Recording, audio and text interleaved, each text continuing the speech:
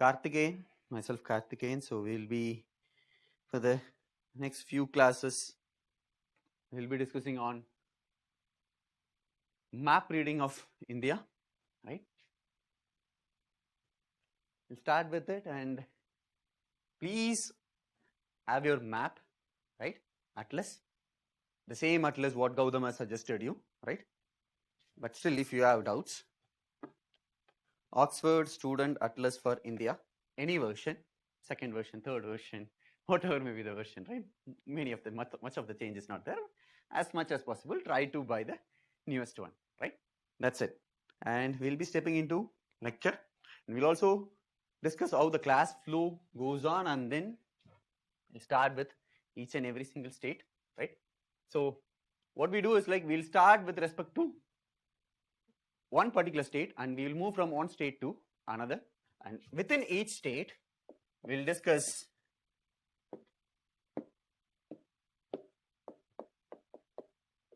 physiography,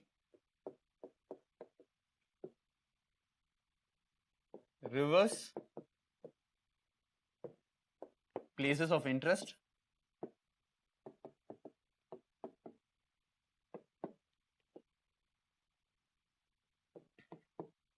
resources, places of interest,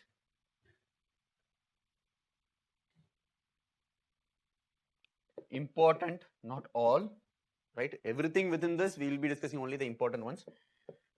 Important national parks and wildlife sanctuaries, tribes, one or two, not much more than that, right? So this is what we will be discussing with respect to each and every single state.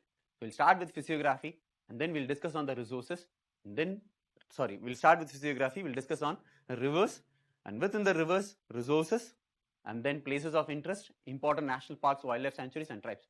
So what is this order? On what basis this has been designed? This is based upon last couple of years, more than 10 years of question paper, and within the preliminary question paper, what is the area that they have been focusing on. So based upon the question paper with respect to map and the kind of question that this been asked, so this is been framed, number one, right? Number two, within this, we won't be discussing much into each and every single detail. See, India is not a small thing. It's pretty huge, right? So important things we will be discussing on that. For example, within the rivers, origin is required, which is the source. Mouth is required, where it enters into either the river, another river, or into a Arabian Sea or Bay of Bengal or whatever, right? So we'll be discussing on the source, origin. We'll also discuss on the mouth, whether it is a tributary or it joins any of the sea, right? This is what we will be discussing. And anything which is important within a river, right? So likewise, we will be discussing on that. One. Second thing, added to this, you will be adding notes from the newspaper. It's some things. Couple of years before, no one thought Uri, Baramulla may be the most important place in a current affairs, right? Something, if a event happens, a new project is being created, a new dam is constructed, a new uranium mine is being started, exploration has been started, right? If a new project Tiger has been comes up, if a new wildlife sanctuary is being proposed, a new sea route has been started, a new port has been started, then it becomes news, and all those you add it from the newspaper, right? So we'll be building the foundations basic for the entire nation, and then with the addition of newspaper notes, you will be adding this too, right? One. Second thing, how to read, sir? Whenever you read the newspaper, just try to see the location. That's more than sufficient. Nothing more of that. And what is the flow of the classes? We'll start with Madhya Pradesh, and then we'll move on to Chhattisgarh, Jharkhand, Odisha. This is number one. Then we'll have Jammu and Kashmir, Union Territory of Jammu and Kashmir, Union Territory of Ladakh, Punjab, Haryana, Himachal, Uttarakhand. Following Uttarakhand, UP, Bihar, West Bengal. Following that, entire northeastern part of India,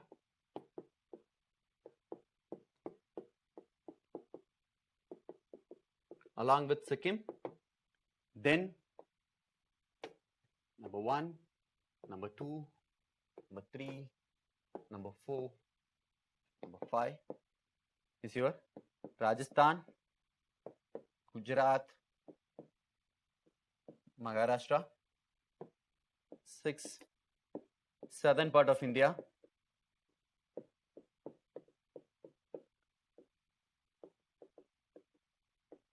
Along with Andaman and Nicobar Islands and Lakshadweep Islands. Sir, why this trend? We are following the rivers, nothing more. We are just flowing with the rivers, and we will be able to see something called as, take your atlas page number 11 and 10 and 11. Atlas page number 10 and 11.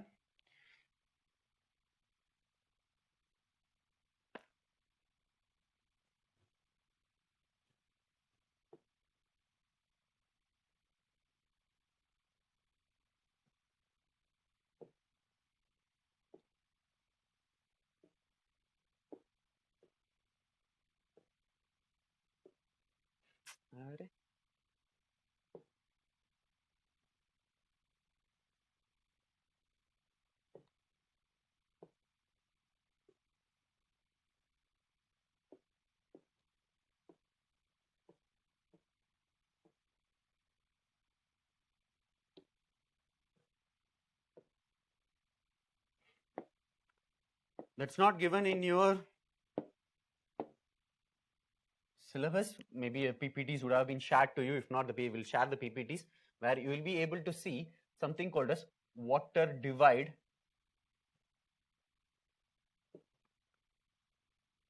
Madhya Pradesh, you will be able to see that, right?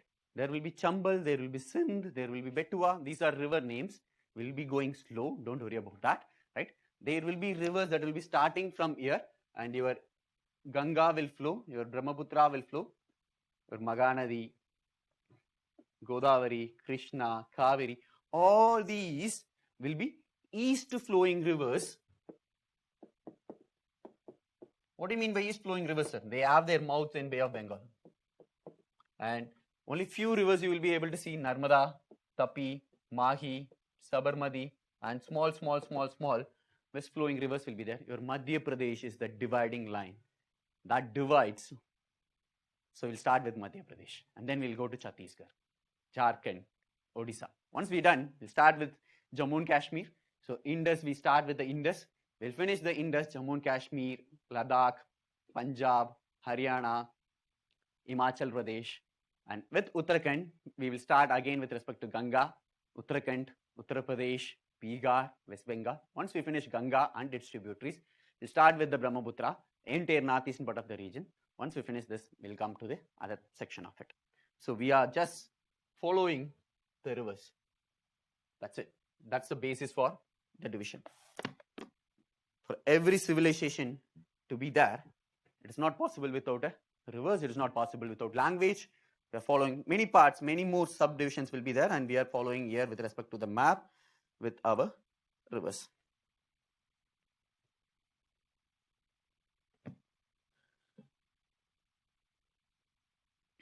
Right? So before stepping into Madhya Pradesh, once we finish a state, we will look into the doubts, right? One. Second thing, if you, by any chance, we'll go slow as much as possible. Try to fit with us, because you and me, we don't have the bonding yet. We are starting right away. If by any chance, we'll go with the majority's opinion and we'll go with the speed according to it, right? One. But make sure you don't distract, you don't walk away and come back and ask for the doubts, right? Rather than, let's be honest with individual integrities, right? Then if by any chance you missed it, right? If by any chance there is a drop in the signal or delay and you missed it, please hold on. When we open the session for the doubts, you can type in, because what happens in the class is like the moment they miss in, they start typing it. Within that, we won't see the mobiles, and you start typing, you might miss the next line what we are discussing, and next line and next line and next line. So it goes as a continuation. If by any chance you miss a word, hold on. We will, once we finish the state, we will open the session for the questions and doubts, right? Vasanthan யாரோ message அனுப்பிச்சிருக்காங்க, video பிரேக்கிங்னு அனுப்பிச்சிருக்காங்க பாருங்க. நம்ம சைடில் ஏதாவது பிரச்சனையான்னு பாருங்க. Please tell us a trick to draw India map quickly. Comes by practice. 5 to 10 seconds, not more than that. So nothing more than that. Let it be the world map or India's map.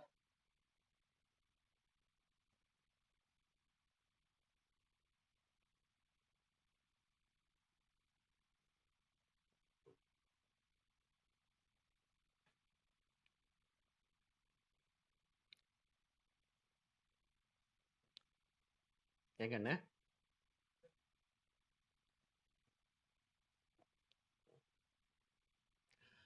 Australia was bent a lot. Okay. So it comes only with practice and nothing more of this can be brought in. Let it be world map or India map. All you get is 5 to 10 seconds. Simple logics can be made as like, I start always with United States of America, the Alaska part, Bay, some carrot diagram which will make it South America, and then 2 circles which makes France, Scandinavian countries, bring it in India, then makes it. It comes with practice, my dear. I don't know whether the answer was comfortable to you. I hope I answered you, Sindhya Ashok. Shall I? Video breaking in and pathringa lagana. Okay, Oma. Shall I move, Sindhya Ashok? Thank you. And always start with Gujarat.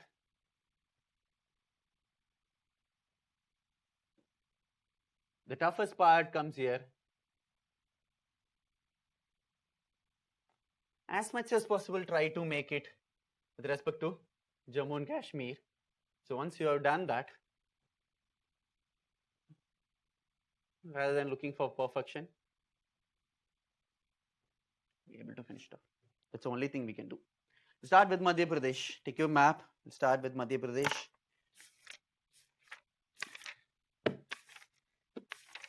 Page number 20 and 21 of your map. Right? Almost, these are very simple, but still, when I stand here, I have to speak for all walks of life. So whenever we speak about mountain, plateaus, rivers, mountain peaks, glaciers, anything of physical features, your left-hand side of the map, which is physical, and political will be locations, right? Geographical location, specifically a district or a city or a town. So that's how it goes on for all those things.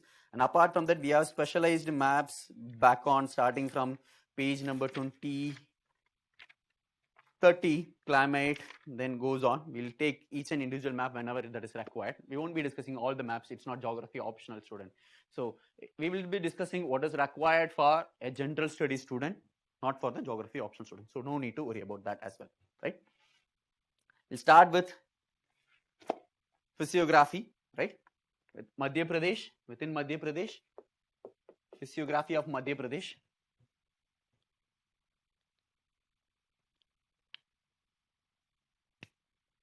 Right?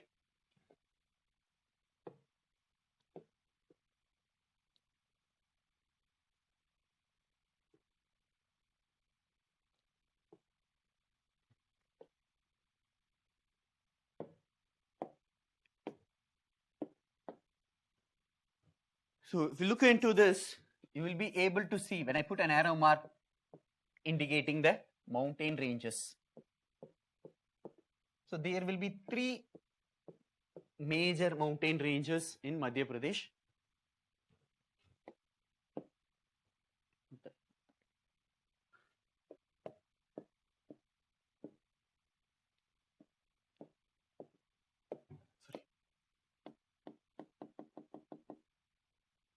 You'll be able to see that in the map, right?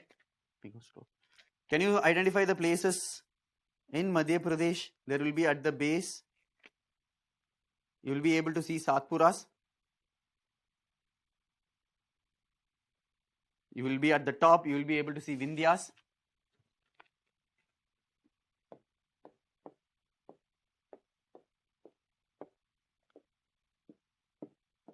Satpura. This one is Maikala.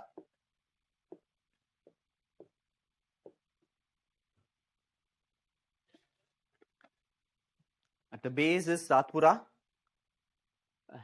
Above that, Vindhyas. The boundary of Chhattisgarh and Madhya Pradesh, you have Maikala range.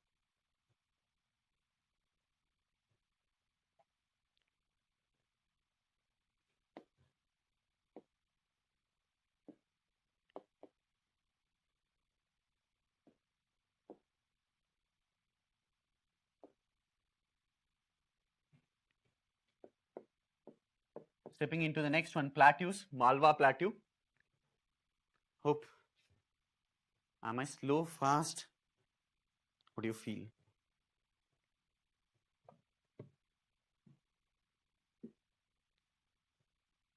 Yeah, the lights are switched off.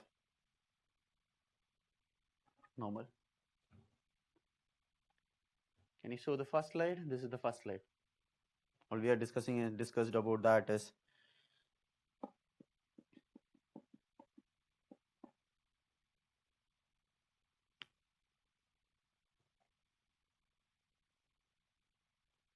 I'm your optional student, so please take Indian geography. Will you?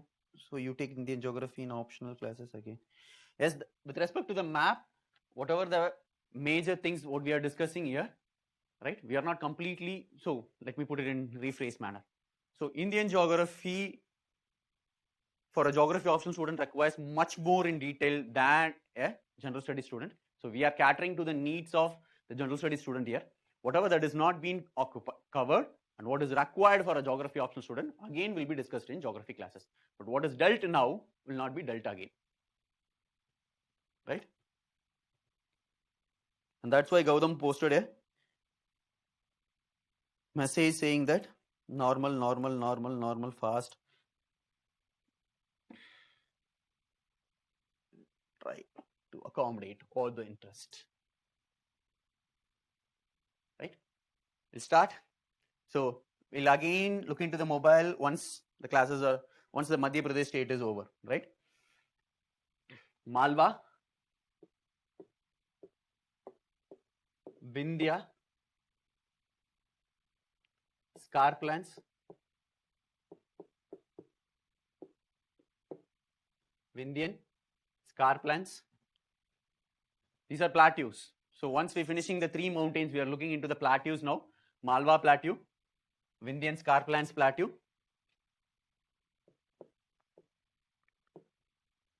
Bundelkhand,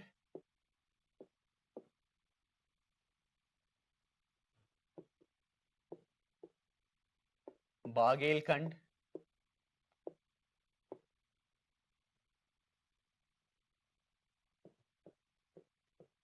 Rewa. Rewa might not be in your map. It's not possible to.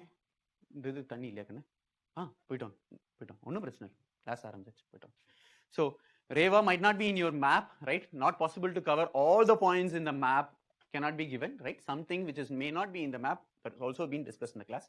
So these are the 5 plateaus: Malwa, Vindhyan Scarplands, Bundelkhand, Rewa, Bagelkhand region.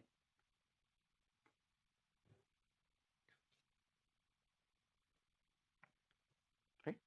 Don't look for the perfection of the diagram, right? Like Madhya Pradesh, Chhattisgarh. Try to understand where it is located and look into the map so that you will be able to understand, or underline it in the map so you will be able to understand what direction it goes. So if by any chance a question says, if you are moving from Gujarat to Odisha, which of the following plateaus comes in the order from Gujarat to Odisha? So then you will be able to see Malwa comes first, Bundelkhand second comes, Rewa comes then, Bagelkhand comes later, Chota Nagpur comes later. So that's how the questions have been asked. The questions have been asked with respect to arrangement of orders in the past.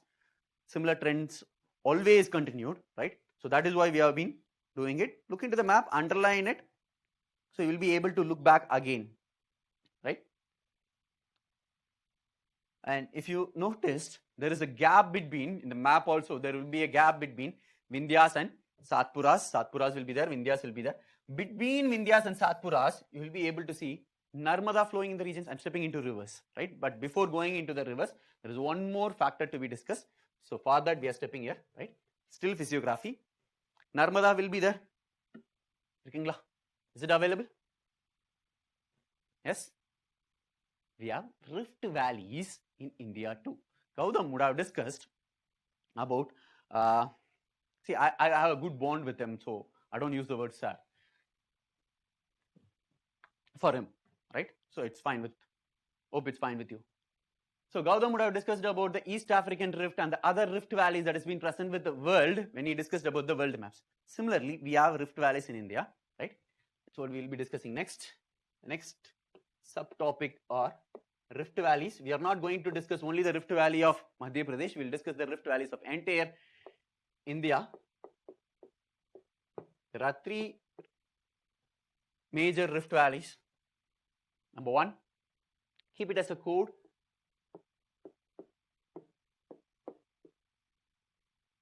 Sonata. Sonata watches. The old days they come up with Sonata watches. So stands for Son. Son River, Narmada River,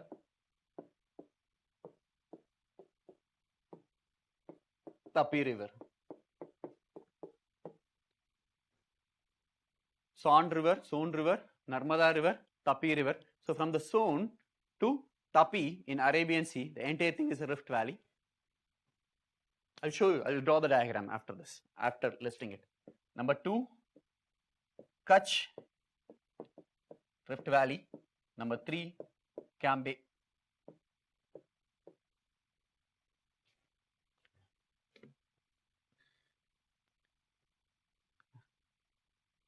Sonata, Kutch and Cambay. Right?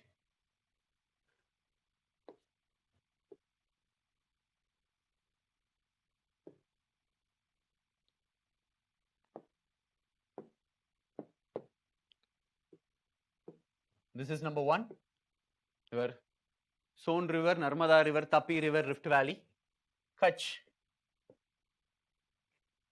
What is the order that we used? Yeah. Number 2, Cambay. Number 3, Sonata, Kutch and Cambay, C-A-M-B-A-Y, Cambay. Take it down. These are rift valleys developed in the margin of Indian plate. Margin of Indian plate. These are rift valleys developed in the margin of Indian plate.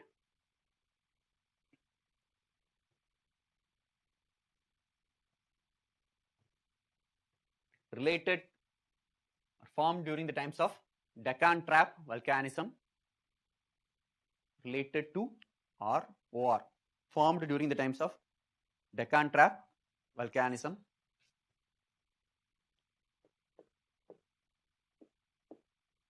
Right? More than sufficient. Right? These are rift valleys. As we said, margin of Indian plate. Right? And during the times of Deccan Trap volcanism. There are 2 more rift. One is Mahanadi, Godavari. These are Mahanadi and Godavari.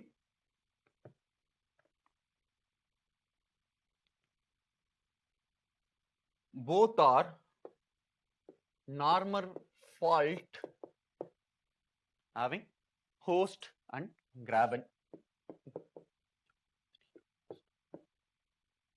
Gautam would have discussed about how fault happens, what is host, what is graben. If he has not completed the class, he will be discussing again, right? So Narmada and, Godavari and Mahanadi are normal fault having host and graben structures, and they are intracontinental. They are intracontinental.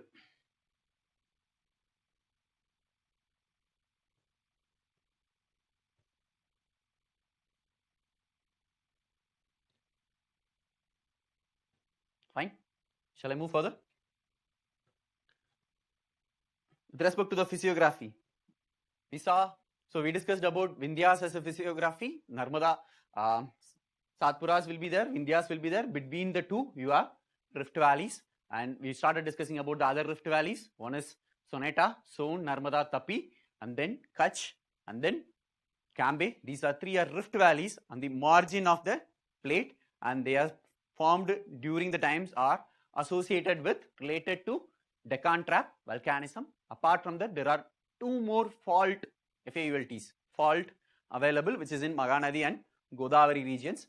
Karst and graben structures are also seen there, right? The other mountain region we also see, no? Maikala range. This one is an extension of Maikala range, is an extension of Satpuras. Maikala range is an extension of Satpuras.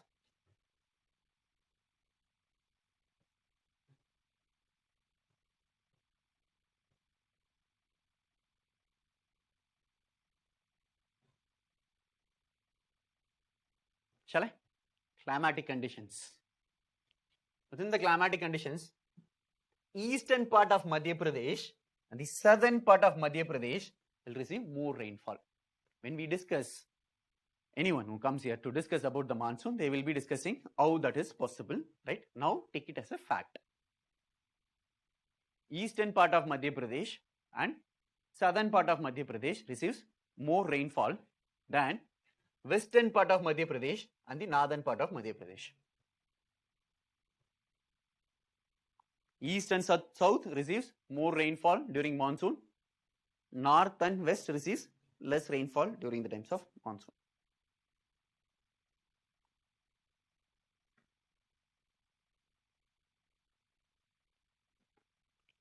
Yes?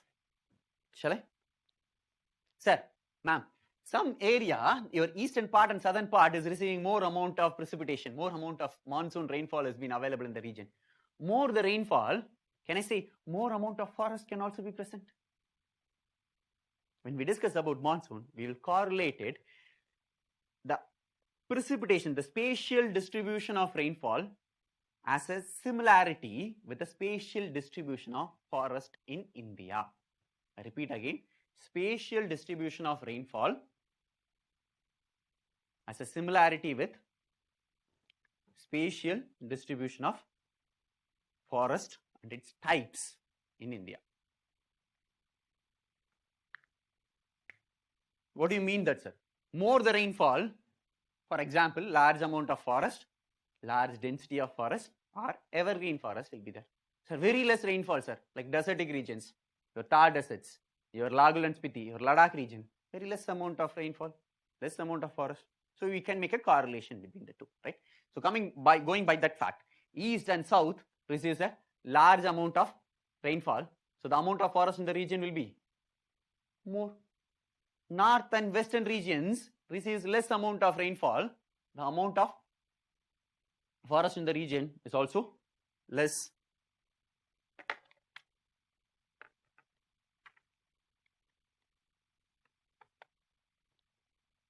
Take page number 36.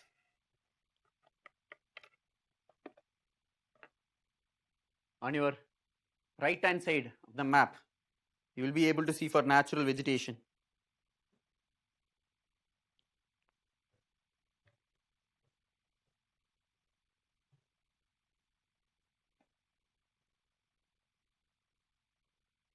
Right?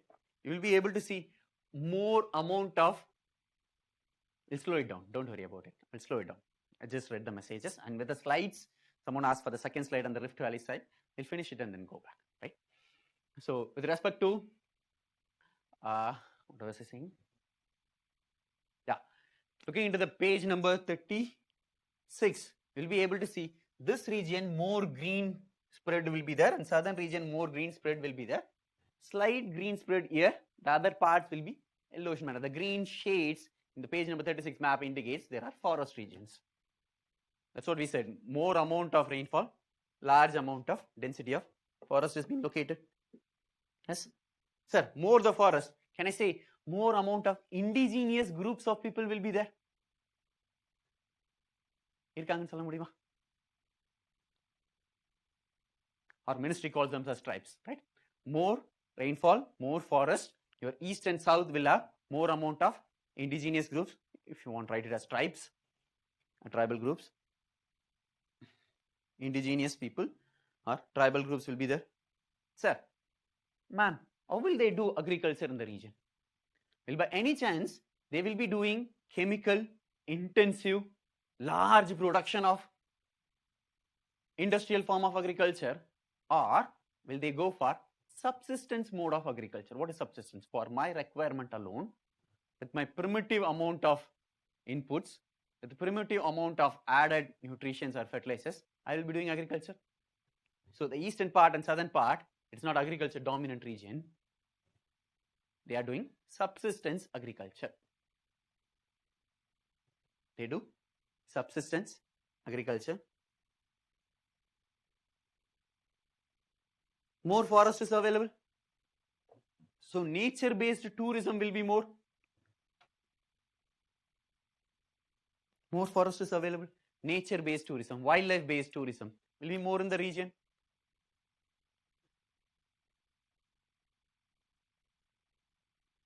Yes? Is this speed fine? Giving pass in between to right?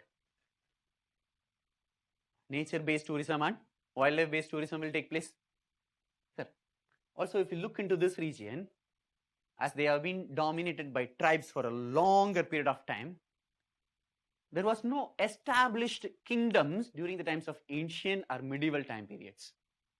And only after British came into the country, only they started ruling the nation, they started realizing these regions have large amount of resources. Forest is also a resource. Your wood, timber is also a resource.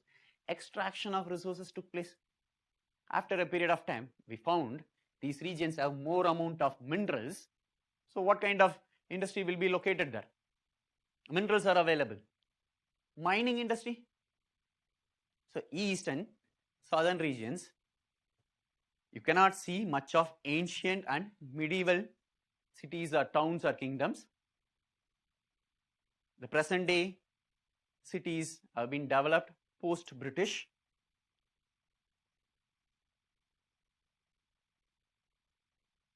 Take it as a story. If you understand it as a story, the connection point, right, it becomes easier. You don't need to memorize things.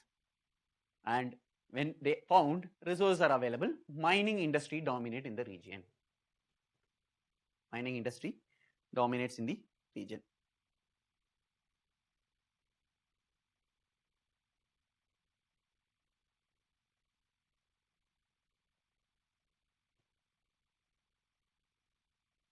Ramesh, Harini, is that fine? Now the speed.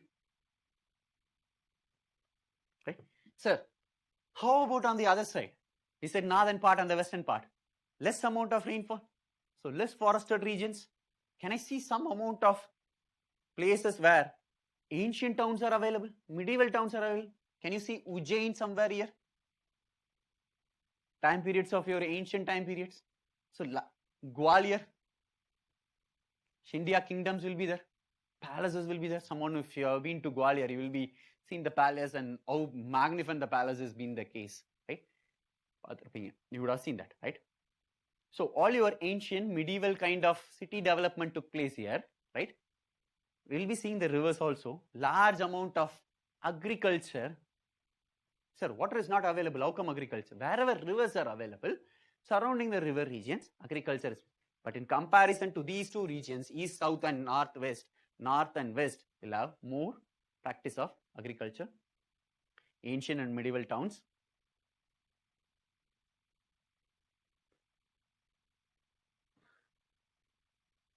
More agriculture, ancient and medieval towns, less forest.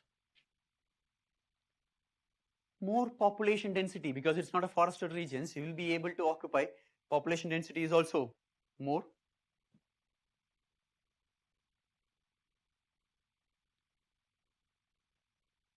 We said mining industry here. How about here? Large numbers of industries, multiple industries will be located.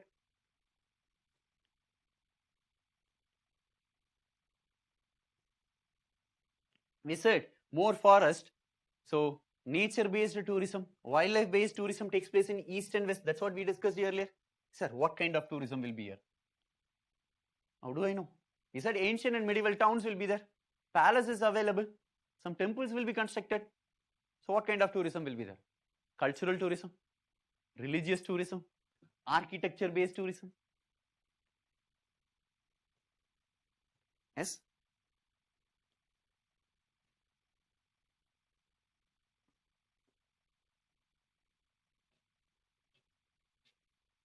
Welcome.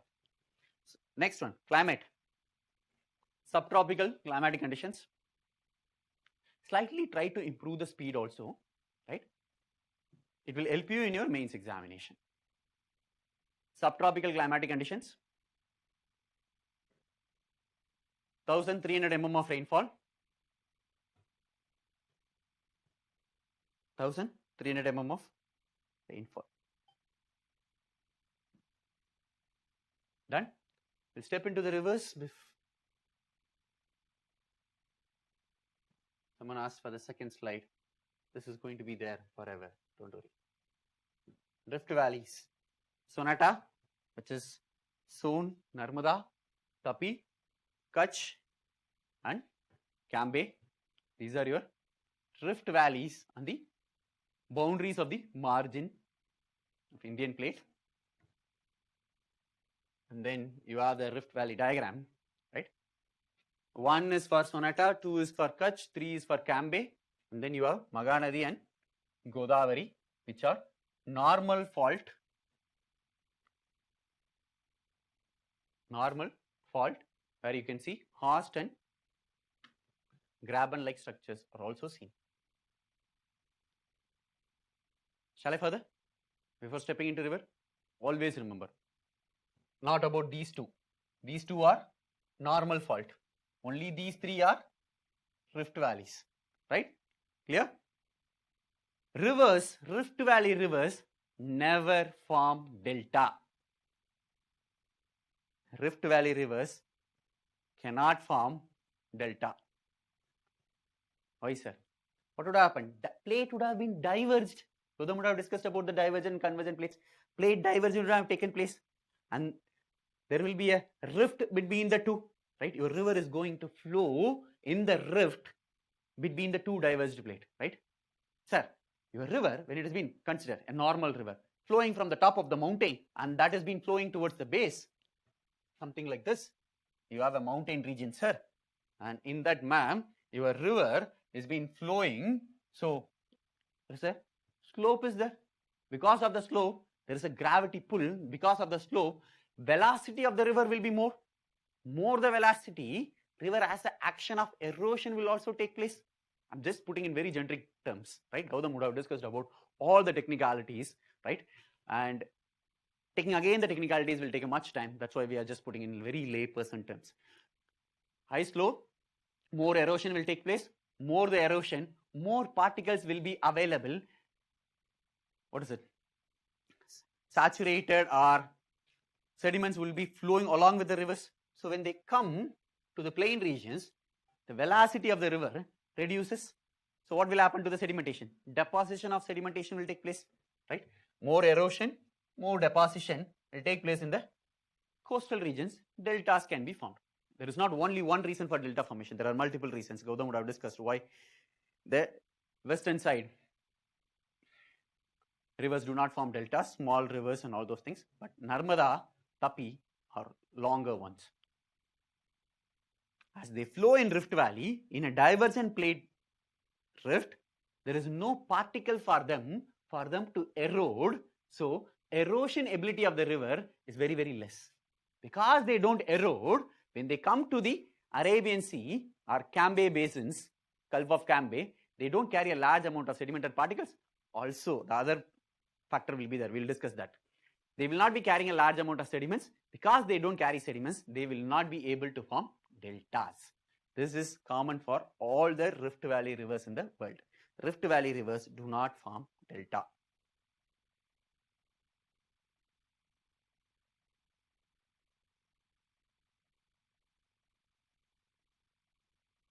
Rift Valley rivers do not form deltas. Right? We'll discuss again in Indian geography classes why the differences in delta formation takes place between eastern coast and the western coast. Right? For now, take the fact alone. Avinash Ravichandran, that is for the entire Madhya Pradesh. We are not speaking now with respect to north and west tropical climate, subtropical climate condition. Can you please repeat the delta formation? We are saying these rivers are not forming delta, right? Why these are not forming delta? One of the factor to form delta is you have to carry a large amount of sediment from the mountain regions and that will be deposited. How is it possible for you to carry a large amount of sediment? Sir, mountain region, sir. The rivers will be flowing. When they flow, when there is a huge slope, when the water flows on the slope, steep slopes, they will flow very faster. When they flow faster, velocity of the river, action of the river to erode will also be much. They erode the particles and the eroded particles will be saturated with the water and that flow will continue. That will not settle at all. Why? Because the flow velocity is more. But when they come closer towards the ocean, mean sea level reduces. So the slope is more or less same along with the sea. So your speed is reduced. So all the eroded particles now has to be settled down. Delta formation will take place. Mahanadi Delta, Godavari Delta, Nile Delta, Mississippi Delta, Darling-Murray Delta, any deltas of the world, deltas will be formed. But in Rift Valley, divergent plates has been occurred and the rivers that has been flowing on the rift, there is no possibility of erosion to take place by them. So no sediments will be carried by them or very less will be carried by them. That is why Rift Valley rivers do not form delta. Stepping into the next subtopic within Madhya Pradesh, which is rivers. Rivers, right? Look into your map, page number, go back to page number 21 again, 20 and 21, right? Sir, why looking into map? Because all these years, they ask you to arrange the order, north to south, east to west, all dimensions, which comes first, arrange the orders, which is the tributary of what, or you travel from, for example, you are traveling from Madhya Pradesh to Delhi. What are the geographical features you encounter? Questions like that is being asked previous years. So only if you see the map, you'll be able to understand that, right? Not only looking into notes, not looking into any of the PPTs, right? So visualizing map, understanding the map, remembering the map is also important for your preliminary, right? So you will be able to see, I'm just discussing from your left hand side to right hand side of the map, right? You will be able to see there are many small tributaries will also be there. Underline the ones from from the left side to the right hand side, I will be telling, underline the ones. Chambal, CHAM, BAL, Sindh, there will be Kali Sindh, that is different. Sindh, small SAND is being given, Sindh in the map. Betwa, Ken, Tones, and then lastly you have Son. Underline all those things. Chambal, Sindh, Betwa, Ken, Tones, Son. On the northernmost portion. We'll come to the other rivers also, right? Later, finishing after this. Chambal, Sindh, Betwa, Ken, Tones, Son. We'll finish this and then we'll go. You found those? Chambal, Sindh, SAND. Sindh will be there next to Gwalior in your physical map. Next to Gwalior, on the right hand side of Gwalior, you will be able to see Sindh. Next, you will see Betwa.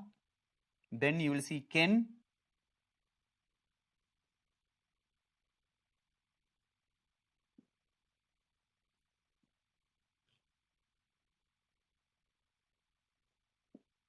Tones is not marked in the map, you will be able to see Rewa along with the next to Rewa. I'm speaking only about the physical map, not the political map, right?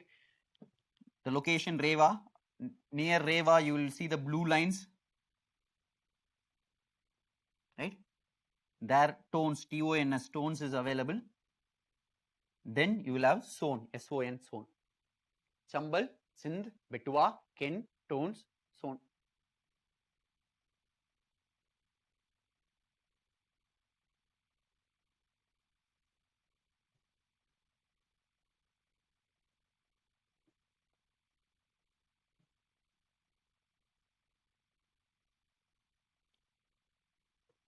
The first four, Chambal, Sindh, Betua, Ken, are tributaries of Yamuna, and Yamuna itself is a tributary of Ganga, right? Chambal, Sindh, Betua, Ken are tributaries of Yamuna.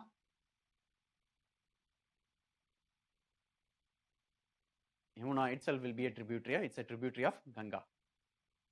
The last two, Tons and Son, are tributaries of Ganga, directly join Ganga.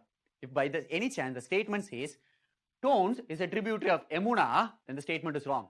If they say Son is a tributary of Yamuna, the statement is wrong. Or if they say Betua joins Ganga directly, then the statement is wrong. That's how the statements are maybe, right? Just for an idea. So we'll finish Ganga first. Ganga basins, Ganga tributaries. When you say Ganga tributaries, Chambal, Sindh, Betua, Ken are also Ganga tributaries. They are tributaries of Yamuna and then form Ganga, right? And then we'll go to Narmada, Godavari, Tapi, Mahi, all those things. Chambal.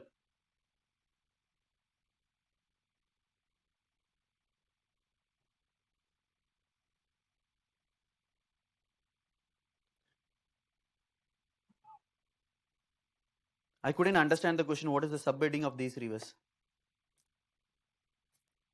Within the rivers heading, we are seeing each and individual rivers, right?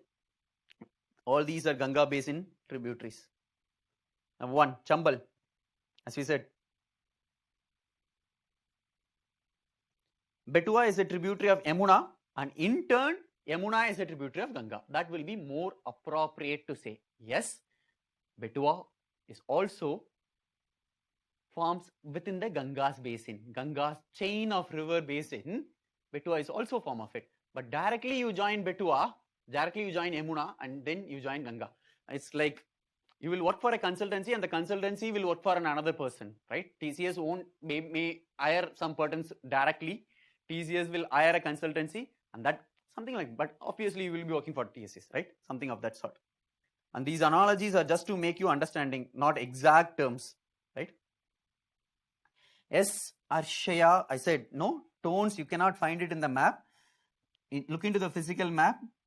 You will be able to see, after Ken, you will be able to see a major blue line will be there. Rewa location will also be there. That is your Tons, T-O-N-S. Fine?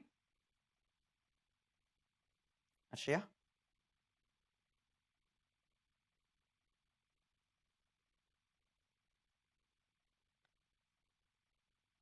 Welcome. And you can call me Karthik. I don't believe in this. I forgot to say that. I don't believe in all those things. It's, to me, I'm speaking only for me, not for the other faculties, right? To me, it is completely a concept of hegemony brought in by patriarchy and Brahmanism. So let's call by name. Name is a respectful one, right? Let me be You can call me by name, I call you by name. That's more than sufficient. Or any parliamentary terms is fine.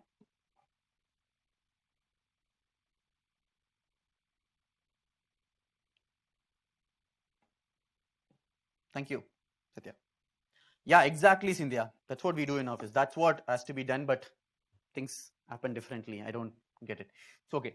Leaving that, stepping back into the rivers. Chambal, tributary of Yamuna. This has already been discussed, so I'm just going fast. Tributary of Yamuna forms boundary between Madhya Pradesh and Rajasthan. We draw this, no? Look into your physical map. Sorry, if you look into your political map, Chambal will be going on this line. It will run in this part exactly. Chambal runs for a longer distance, but within that, there will be a small space where they will be forming the boundary between Madhya Pradesh and Rajasthan. Chambal joins Yamuna in Uttar Pradesh. Chambal joins Yamuna in Uttar Pradesh. Tributary of Yamuna, boundary between Madhya Pradesh and Rajasthan, joins Yamuna in Uttar Pradesh. I should have told the origin first. Origin, Malwa Plateau origin, Vindhyas drain the Malwa Plateau. Origin, Vindhyas, Indian mountains. Origin, Vindhyas drain Malwa Plateau. All the spellings has already been written, so I am not writing it again, right? It flows through the states of MP, UP and Rajasthan, Madhya Pradesh, Uttar Pradesh and Rajasthan. It flows through the states of Madhya Pradesh, Uttar Pradesh and Rajasthan.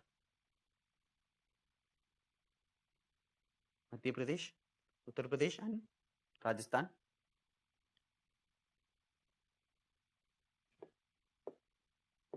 Important tributaries of Chambal, Shipra, Kali Sindh, Parbati,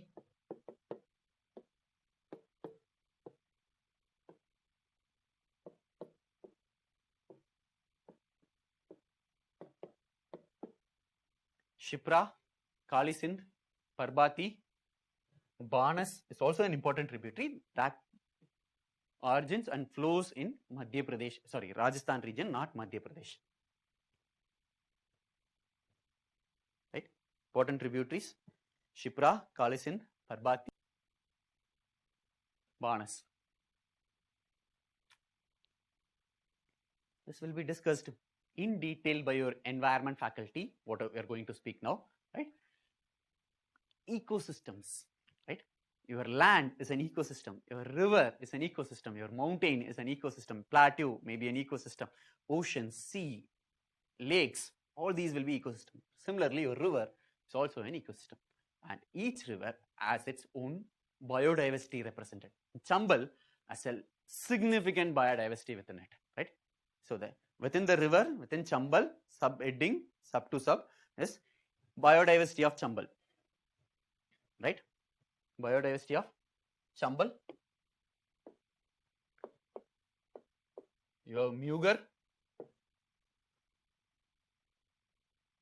I'll slightly deviate from it and we'll come back again, right? There are 3 crocodiles in India. One is Mugar, also called as freshwater crocodile. Second, Gharial. This doesn't have a large crocodile face, the usual crocodile we see. This will have a small, lengthy snout will be there, right? Fish consuming, because their face is smaller and they cannot consume a large bodied animal. Fish consuming crocodiles. Third,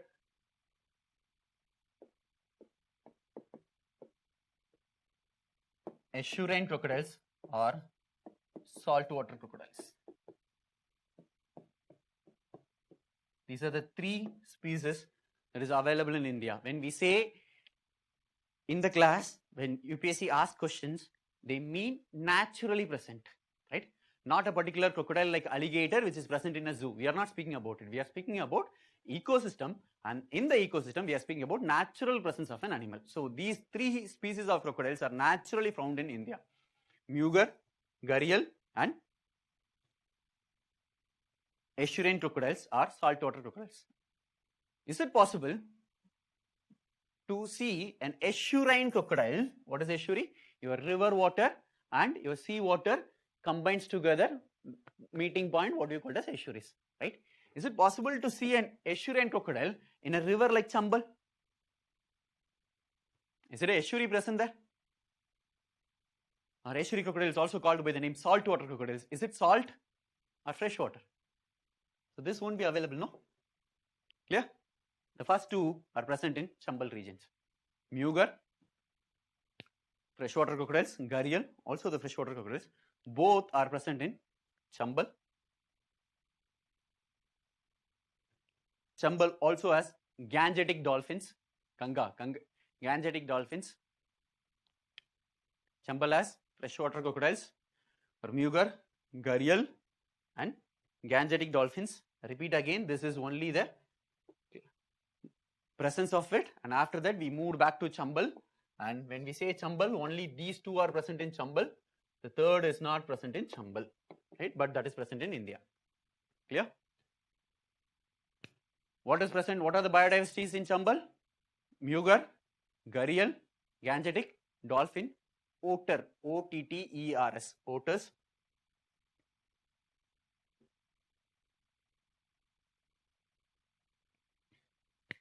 Next point, National Chambal Wildlife Sanctuary. National Chambal Wildlife Sanctuary. Chambal itself is a wildlife sanctuary because of the biodiversity it possesses. National Chambal Wildlife Sanctuary spread across all three states of Madhya Pradesh, Rajasthan, and Uttar Pradesh. National Chambal Wildlife Sanctuary.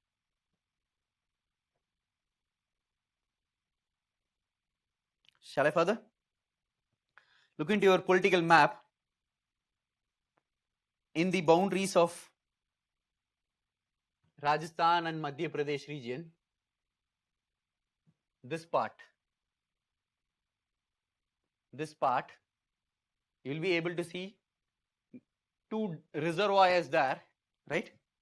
Is it been present? Gandhi Sagar, then Rana Pratap Sagar. There are actually four in Chambal. Gandhi Sagar is in Madhya Pradesh. Gandhi Sagar.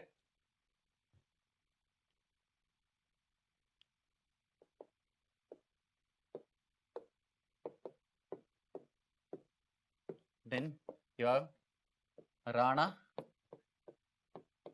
Pratap Sagar.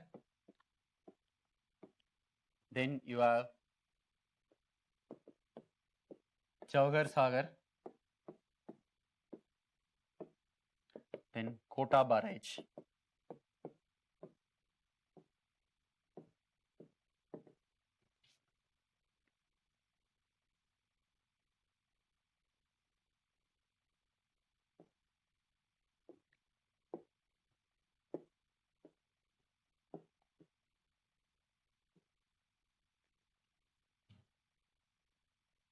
This is from south to north.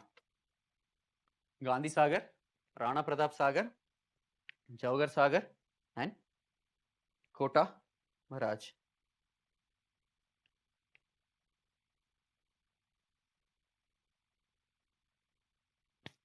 Let me tell you, right now itself, there are more than 500 major reservoirs, 5,000 major reservoirs in the country, and second step of medium reservoirs, minor reservoirs will also be there. Remembering, reading all the reservoirs is not at all possible. Only the important one we will discuss. Certain states we will discuss more, certain states we won't discuss at all based upon the prominence or importance, right? That's it, right? So, your Gandhi Sagar is in Madhya Pradesh. Rana Pratap Sagar, boundary of Madhya Pradesh and Rajasthan.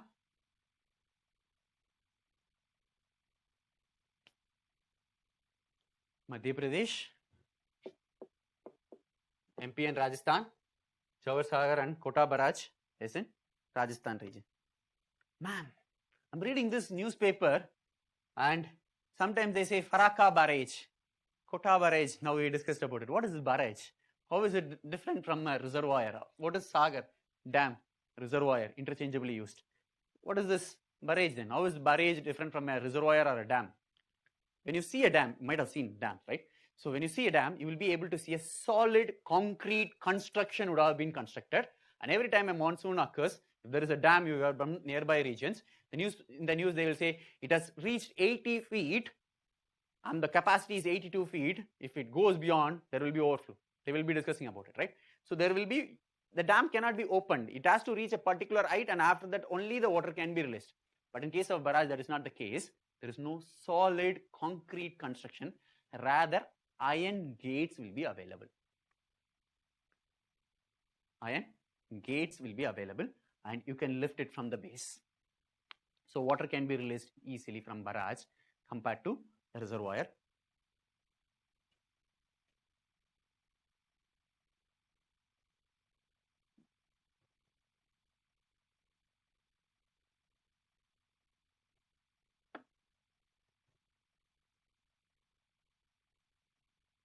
Next one. Next river, Shipra. We spoke about it, no? What is Shipra? Tributary of Chambal, right? The major tributaries we saw. Shipra. Shipra flows through. What are the important points alone? Right? Not all the points, right? Chambal is big, so we discuss much more. When we go to Shipra, we'll slightly reduce. When we go to Narmada, Ganga, we'll discuss even more.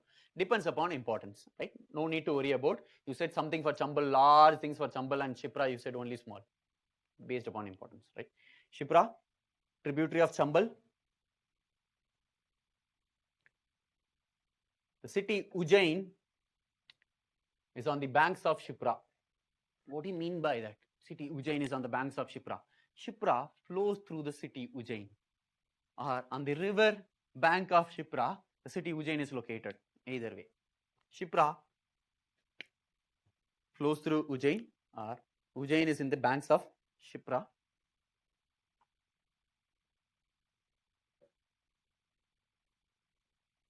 Right?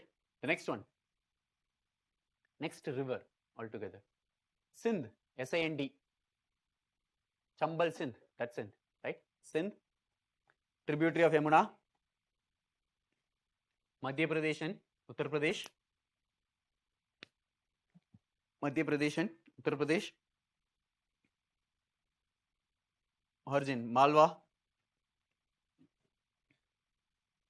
Malwa.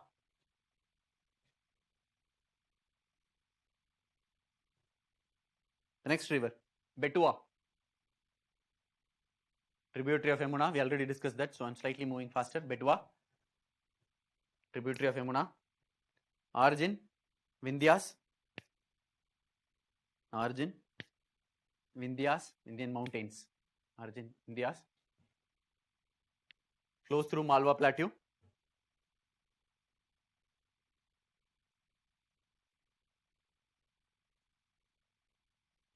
Madhya Pradesh and UP again. Madhya Pradesh and UP. The next one, Ken, K-E-N, Ken. Origin, Bundelkhand region. Origin, Bundelkhand. Flows through MP and UP. Origin, Bundelkhand region. Flows through MP and UP. Tributary of Yamuna.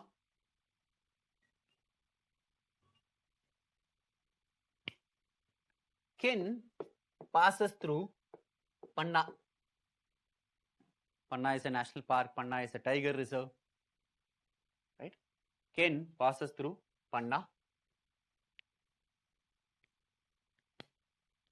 Also, Ken Gharial Sanctuary. Ken Gharial Sanctuary.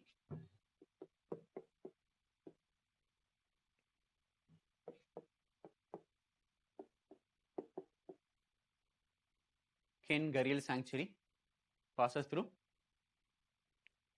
Panna.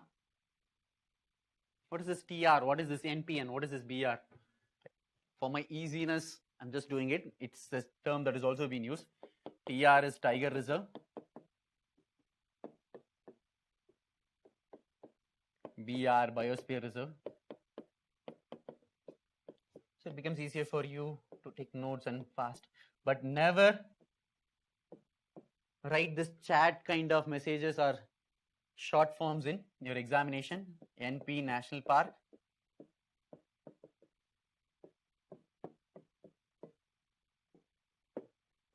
WLS Wildlife Sanctuary. Ken passes through Panna.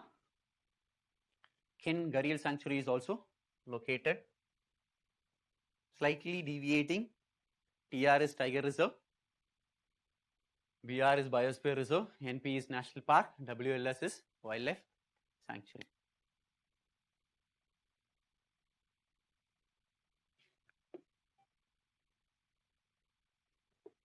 This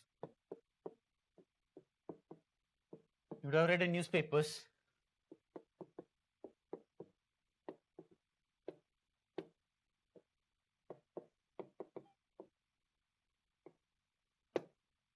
Ken and Betua, interlinking of rivers.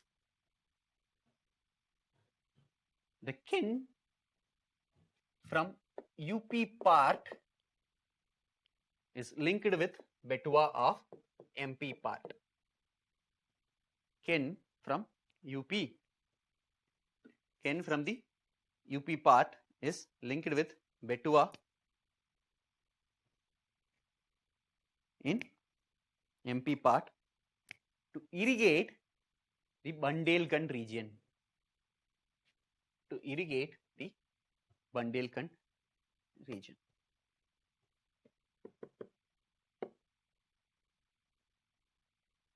We'll discuss slightly when we move further after finishing MP, maybe we'll discuss about brief intro of dams, positives, negatives, interlinking, how it is opinioned between two sections of people. One say it is required, other says it is not required. So within the class, when I stand here, I don't want to give my opinion to anyone who's listening on the discussions. So I'll try to give both the positives and negatives, and it's up to you to take whatever the opinions that you want, right? We'll step into next. Ken, then Tons, T-O-N-S, also goes by the name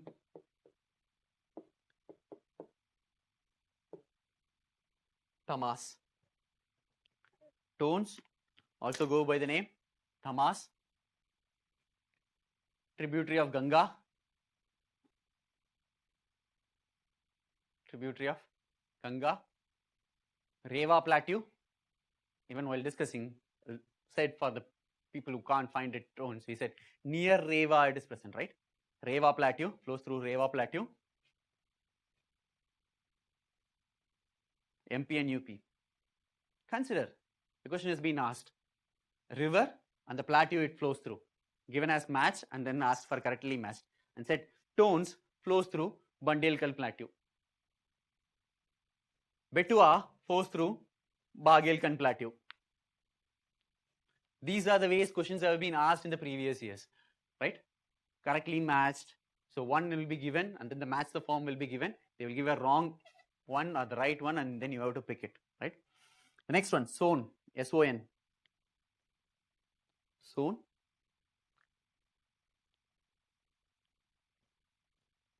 Origin, Soni Muda.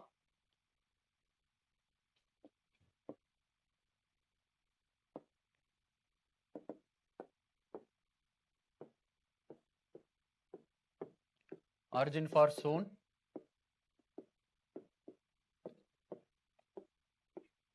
Tributary of Ganga. Son. Origin is Soni Muda. Tributary of Ganga. Second largest tributary of Ganga. What is the first largest, ma'am? Yamuna.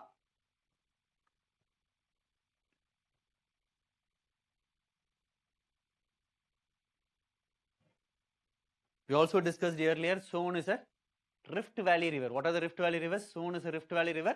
Narmada is a Rift Valley river. Tapi is a Rift Valley river, right? We already discussed that. Son is a Rift Valley river.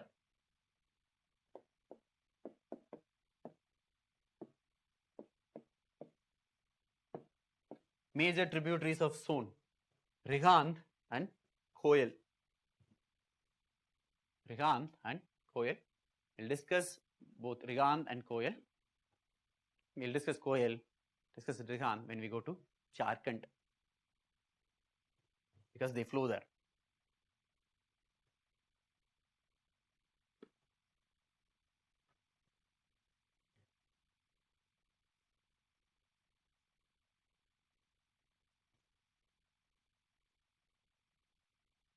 Sony Muda is a location. Sound starts from there. National Chambal Wildlife Sanctuary spread across all the 3 states. As states of the reservoirs, we mentioned that after. I'm reading the message only now, Shivpriya. National Chambals Wildlife Sanctuary located in Madhya Pradesh, not Maharashtra, Madhya Pradesh, Rajasthan, UP. Sony Muda is a place. Sometimes we speak about plateaus, sometimes exact locations can also be discussed, right? What else? Then we'll step into, we are done with the Ganga basin rivers. So we'll step into Narmada. Narmada, lifeline of Madhya Pradesh and Gujarat. The next river, Narmada, lifeline of Madhya Pradesh and Gujarat.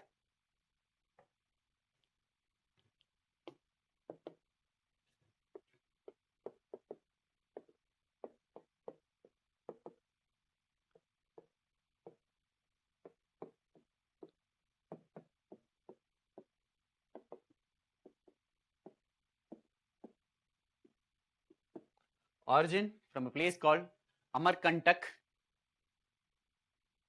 Origin, Amarkantak in Maikala range.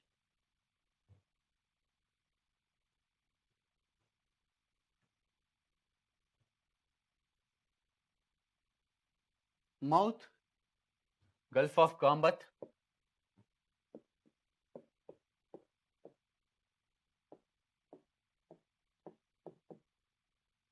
Mouth, Gulf of Kambat. So what direction this river has been flowing? West flowing rivers. They join with respect to Arabian Sea, right? How about Chambal, Sindh, Bettua, Ken, Son, Tones, tributaries of Chambal? All these joins what? Yamuna, which joins again Ganga, which will be flowing into Bay of Bengal. So your Chambal, Sindh, Bettua, Ken, Tones, Son, all these are east flowing rivers.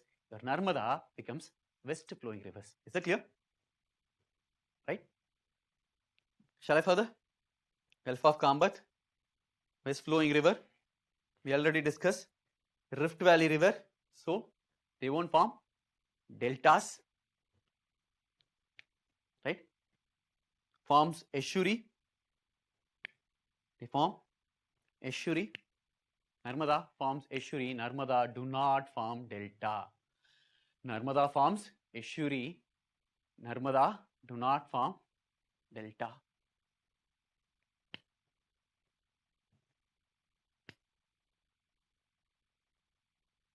Right? Narmada flows through Madhya Pradesh, Maharashtra, Gujarat. Narmada flows through Madhya Pradesh, Maharashtra, Gujarat.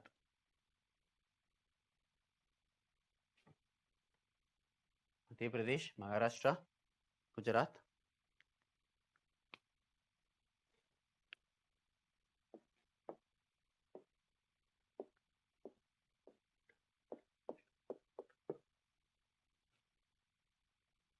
Consider a statement. Narmada Water Disputes Tribunal, right? What do you mean by dispute tribunal, sir? Your polity faculties will be discussing much more, right? Before stepping into this, the river origins in Madhya Pradesh, right? And then flows into Maharashtra and then flows into Gujarat. So the place where it origins, we call them as upstream. UP. Upstream river. So what will be the downstream of Narmada? Your Maharashtra is the downstream. Your Gujarat is the downstream further, right? You take Kaveri, Karnataka will be the upstream. Tamil Nadu will be the downstream. Your Indus, India will be upstream. Pakistan will be downstream. Your Brahmaputra, Tibetan regions, your Brahmaputra origins, upstream river. India will be, considering to Tibetan, India will be downstream. But if you consider India and Bangladesh, India becomes upstream and Bangladesh becomes downstream. Is it clear? On the order of flow, upstream and downstream. As the river flows beyond its boundaries, right, beyond the political boundaries, there will always be a dispute. Consider a dam is constructed in Madhya Pradesh. What will Maharashtra say? Because you constructed a dam, the water which has come to Maharashtra is not available today. I'm not getting enough amount of water. What will Gujarat say? If Maharashtra constructs another dam, Gujarat will say, you both people who are been on the upstream of the river constructing the dams, so I'm not getting the water, right? They will put forth their issues, and because of which tribunals have been created, river water tribunals have been created, interstate river tribunals have been created by the powers of constitution. Your polity faculties will be discussing on that, articles of 253 and so on. Right, we'll step here now. Do you understand, right? Because it flows through it, every river, almost every river in the country has disputes. Every state will have a dispute with the other rivers, right? Sorry, every state will have a dispute with the other state for a particular river, right? So, what are the states that Narmada Water Dispute Tribunal will be discussing on? Madhya Pradesh, Maharashtra, Gujarat, right? That's a possible thing, right? Also Rajasthan. Why, sir? There are two districts in Rajasthan, Barmer and Jalore. They do not have source for drinking water even. So, Narmada Water Disputes Tribunal has given its award saying that Rajasthan also has the right of water from Narmada. Usually, who will have the right of water? The river which flows through the states. For example, if you take Kaveri, Karnataka will have the right, Kerala will have the right, Pondicherry will have the right, Tamil Nadu will have the right. These are the three states and union territory where Kaveri flows through. You cannot ask the right of Kaveri by Telangana. But this is a unique case where Narmada Water Disputes Tribunal has given the right of water to Rajasthan, especially to do two districts, Barmer and Jalore.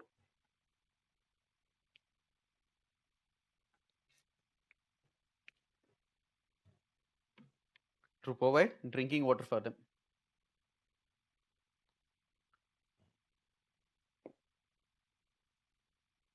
Shall I? Barmer and Jalore. Narmada, you have Daundar Falls.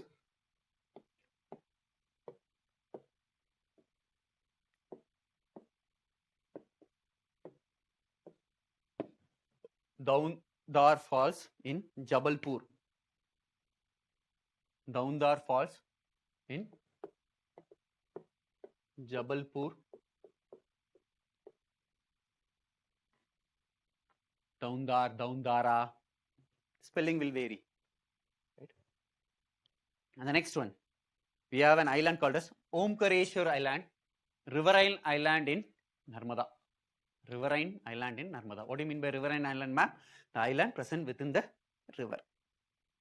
Riverine island in Narmada.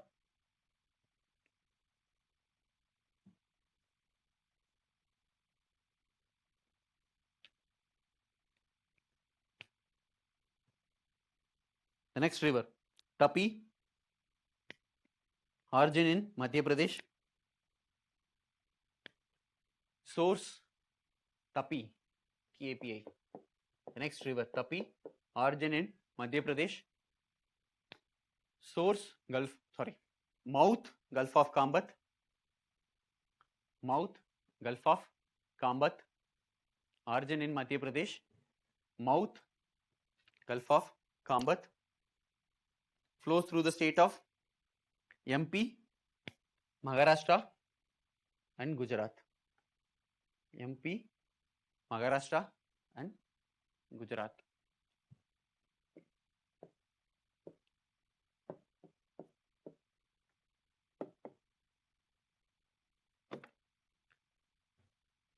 Dams. So simple. My faculty taught me this. Dam it is nothing but dam. You're damming the river. Right? That's how it goes on. Your flow of the river has been stopped and you construct the dams. Dams are constructed for multiple purposes. Right? Sometimes dams are constructed for a single purpose also, like providing irrigation to agriculture or making sure you will be having an HEP project, hydroelectric power plant, electricity will be produced, or storing the water and giving the water for drinking purposes or for industrial requirement. So there are multiple purposes. So sometimes dams are also called as multi-purpose dams when they do drinking water provisions, industrial water provisions, irrigation, HEPs, drought proofing, flood control. Dams are also constructed across the world to reduce the floods. Tapi in 1960s has created a large amount of flood in the city of Surat in Gujarat. To make sure the Surat doesn't get destroyed frequently by the floods created by Tapi, they constructed a dam called as Ukai Dam to protect the Surat from flooding. Ukai Dam has been constructed in Tapi to protect Surat from flooding.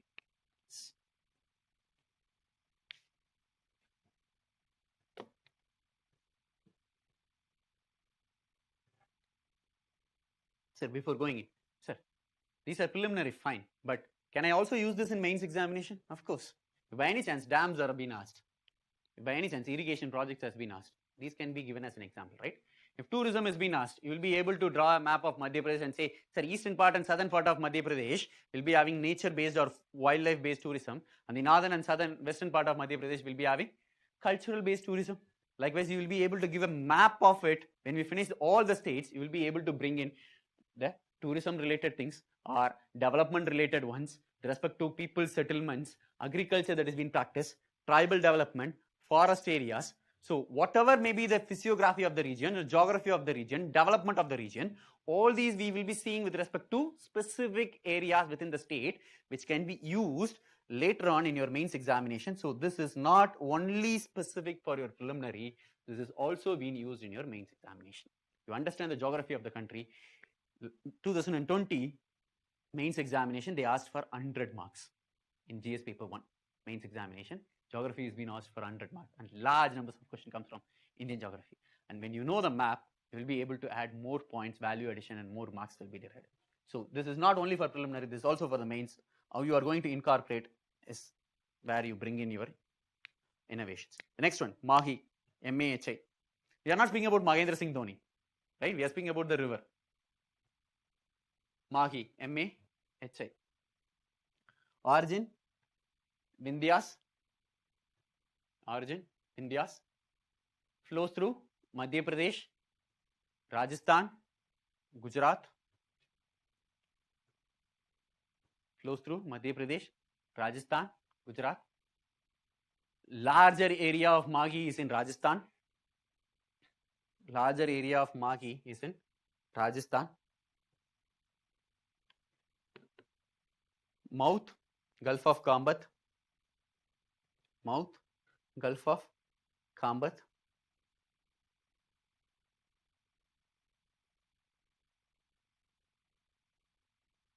So what are the river basins we have done? We have done with respect to Ganga, Narmada, Tapi, Mahi, the last one, Godavari basin. We don't have Godavari river flowing here, but the tributary of Godavari flows here.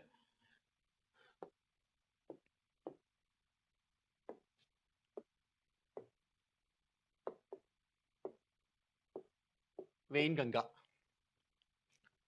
Closer towards the Chhattisgarh, Maharashtra region, southern part, you will be able to see that. Or in your physical map, the name India is written, no? Between N and D, you will be able to see the Wainganga. INDIA, India. Between N and D in your physical map, you will be able to see Wainganga. Yes, tributary of Godavari.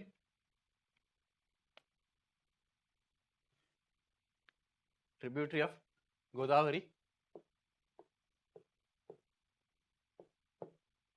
Origin, Magadeo Hills. Origin, Magadeo Hills. Flows through Madhya Pradesh and Maharashtra.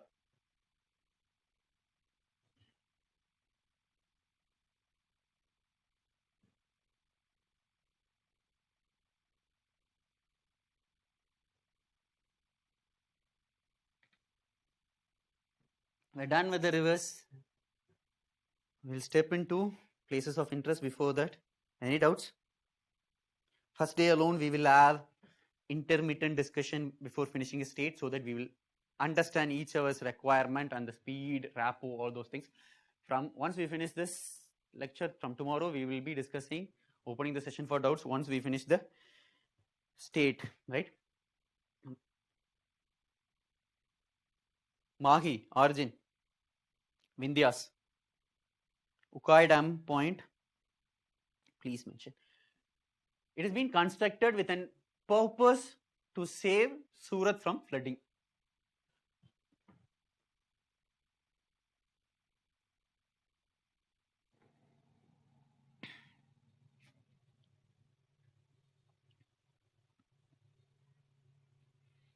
Ukai Dam has been constructed in Mahi to save Surat from flooding. Origin of Tapi. Tapi origins in Madhya Pradesh. Satpuras.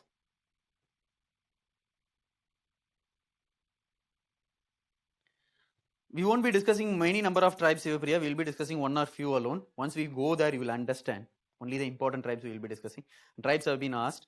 And Sivapriya, why can't they use Luni River? I don't get your question. Please rephrase the question in a way that we can understand, right? It's when you are dropping a message to your friend, they can understand the context, but as we do not know each other, please rephrase it and build the questions in a way that I can understand, right? Thank you very much. And could you repeat the Barmer Jalore point? See, as the river flows between the states, right? And if by any chance any construction done in a state, right, or any construction done in a river between the countries, for example, a dam, if it has been constructed in Brahmaputra in China, India will raise the concern. If India builds a dam in Brahmaputra, then Bangladesh will raise the concern because the downstream states or the downstream countries do not get enough amount of water because of the any management that you do in the upstream regions. So if that happens in India, right, within India, we have interstates dispute tribunal, river dispute tribunal. If any chance you have a river dispute, you don't go to the Supreme Court. Separate tribunals have been established and you go only to that court, right? Only to the tribunal. And what does the tribunal will speak for? Only with the states where the river flows through. A tribunal usually do not entertain a state where the river is not flowing through. That doesn't make any sense, right? But in case of Narmada alone, Rajasthan is included because Barmer and Jalore regions do not have source for drinking water even. Because they don't have the source for drinking water, even drinking water, the Narmada Water Disputes Tribunal included Rajasthan and they said that Narmada should provide water to those two regions. And where is River Mahi located? Actually, you won't be able to see Mahi here. Look into the map. You will be able to identify Ujjain. If not, identify the name Madhya Pradesh in your political map. Below MAD of Madhya Pradesh, you will be able to see Bhopal. On the left hand side of Bhopal, you will see Ujjain. And to the left hand side of Ujjain, you will see a place called as Ratlam. And after Ratlam, you will see a small blue line emerging from the regions. I'm not speaking, it emerges from Ratlam. Next to Ratlam, a blue line will emerge. That is where Maghi starts. Maghi has very small area in Madhya Pradesh, larger area only in Rajasthan region.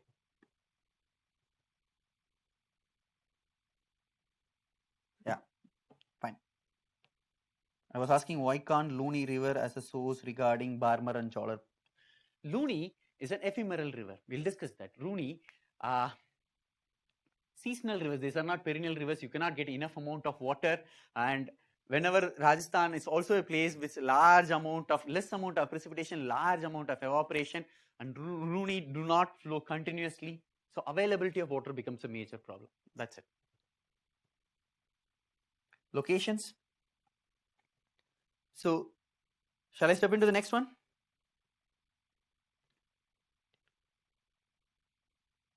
Places of interest location. Look into your political map. You will be able to identify 4 locations. Gwalior will be there. Indore will be here. Bhopal will be there. Jabalpur will be there. Gwalior, Indore, Bhopal, Jabalpur. 4 important locations of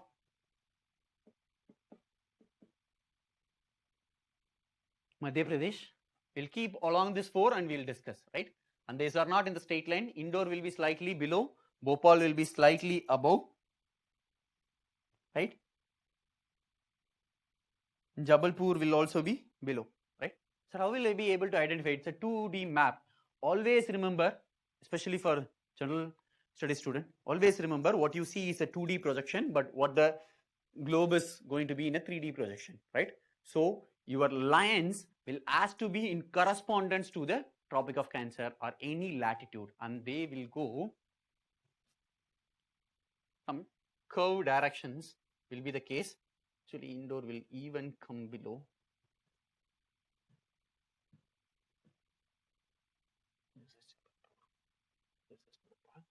And if you see,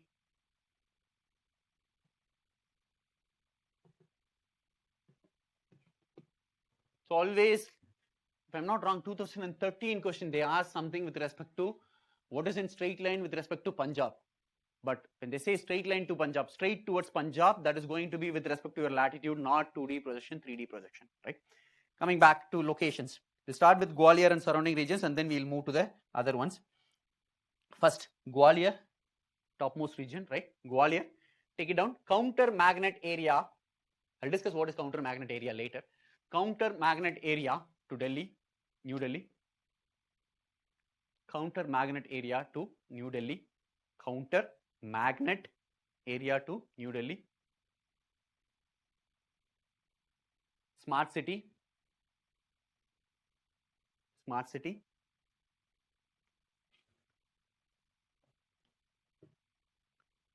Above Gwalior, in the northeast direction, you will be able to see Bind, and southwest direction, you will be able to see Morena. Look into your political map.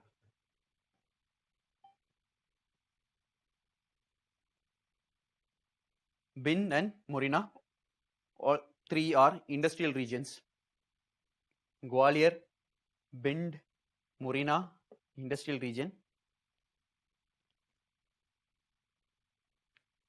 Cultural tourism with Gwalior, you have palace, you have kingdoms established there. Fort, palace is always a site of attraction. Rajasthan has a large numbers of forts and palaces, and that's always a site of cultural attractions. Tourism. Yes, Bind and Morena there, you identified above Gwalior, Bind and Morena. Industrial regions, Gwalior, Bind, Morena, all three are industrial regions. Below Gwalior, Shivpuri. Shivpuri.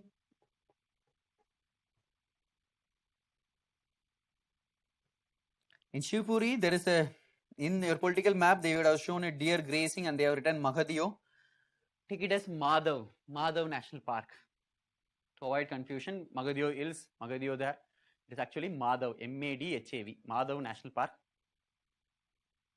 Not Mahadev, Madhav National Park. Right? Then to the left hand side of Shivpuri, you have Shiopur.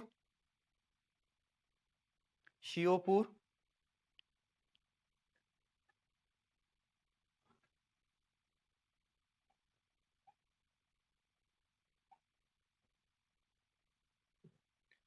This is Shivpuri. The next one, Shiopur, where you have Hunopalpur Wildlife Sanctuary.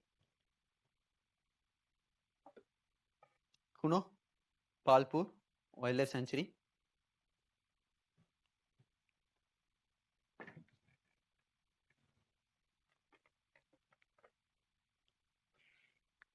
Let me slightly deviate. Let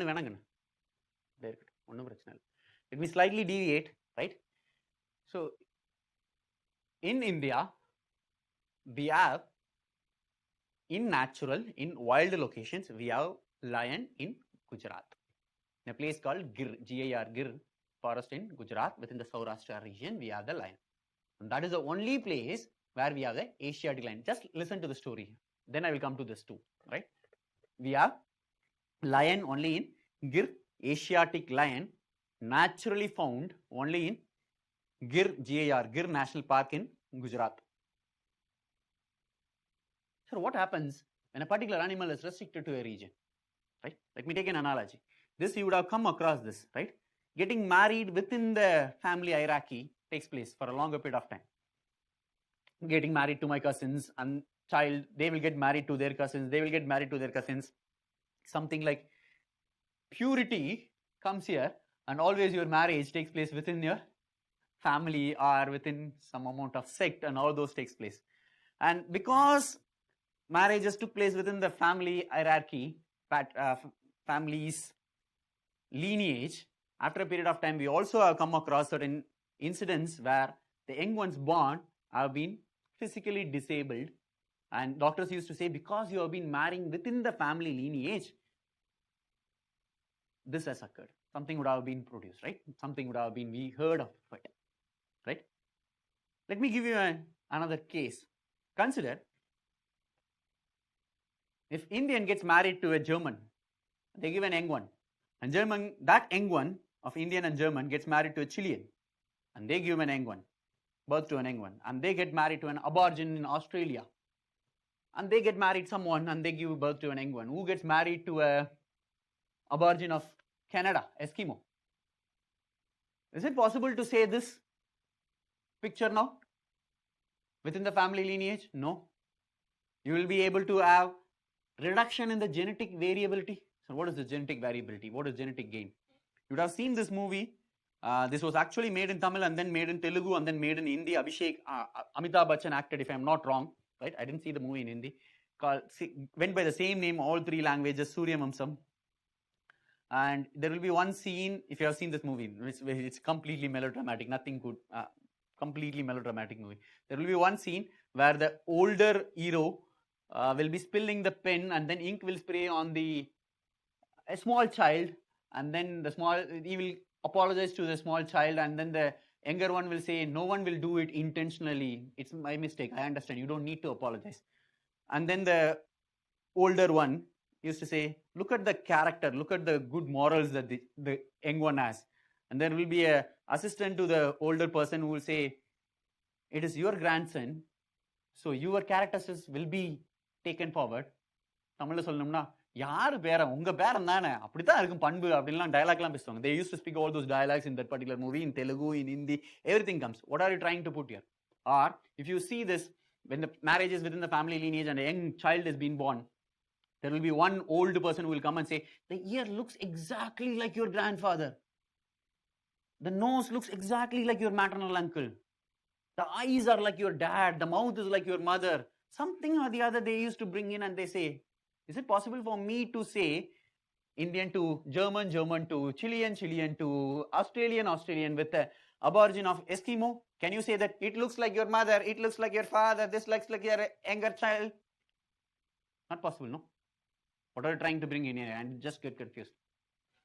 When you say within the lineage it has been taking place, whatever the best characteristics you have will again and again and again reciprocated or reproduced again and again and again. The best characteristics will be reproduced.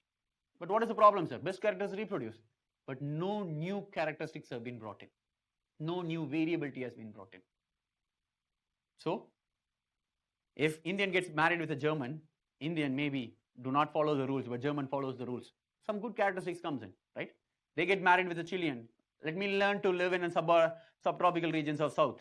Aborigine. Let me learn to live some characteristics of adaptations with respect to desertic climatic conditions. Again, get married to with respect to Eskimo of Canada. I will have a characteristics where my Eskimo of Canadian grandfather or my father has given me to live in a cold climatic conditions. So what has happened here? New adaptations abilities have been brought in. And how this aborigine of Australia got this ability? Because he lives or she lives or they live in a desertic climatic condition. So they got this adaptation. Similar to the Canadian, they live in cold climatic conditions. They got the adaptations to the cold. So you have environment-induced variabilities will be brought in to a particular individual, let it be human or an animal, when they are living for a longer time period.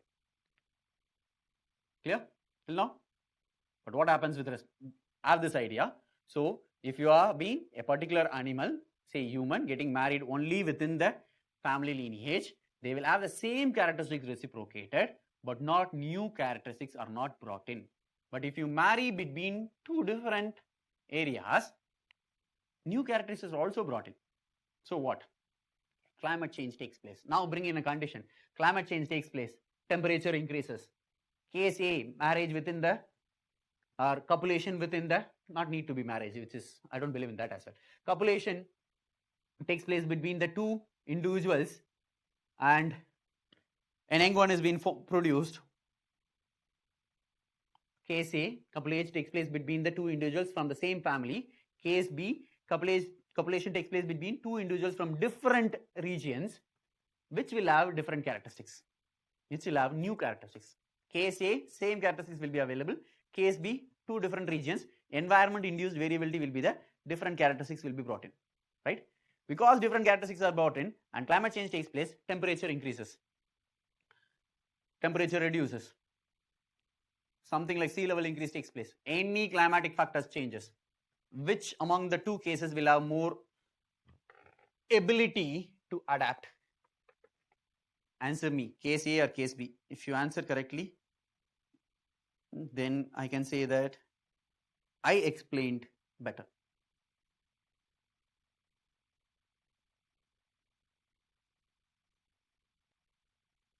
Vinisha, Karthik is fine. Okay. This is a good number out of 56.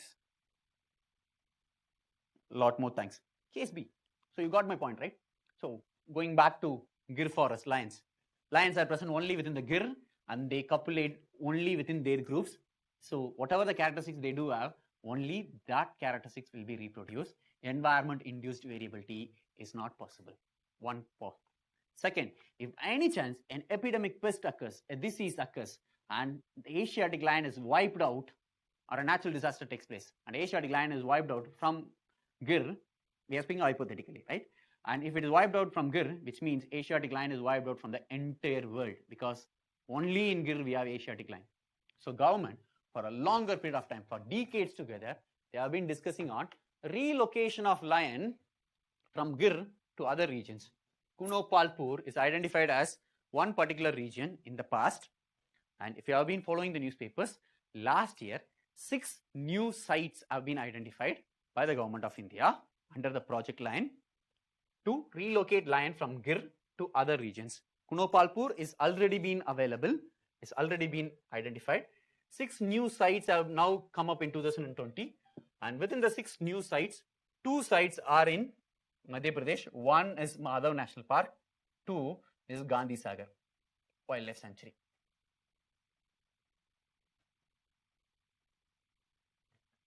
Much more, I think I have explained to you a lot.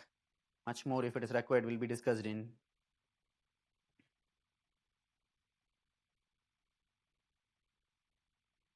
environment classes.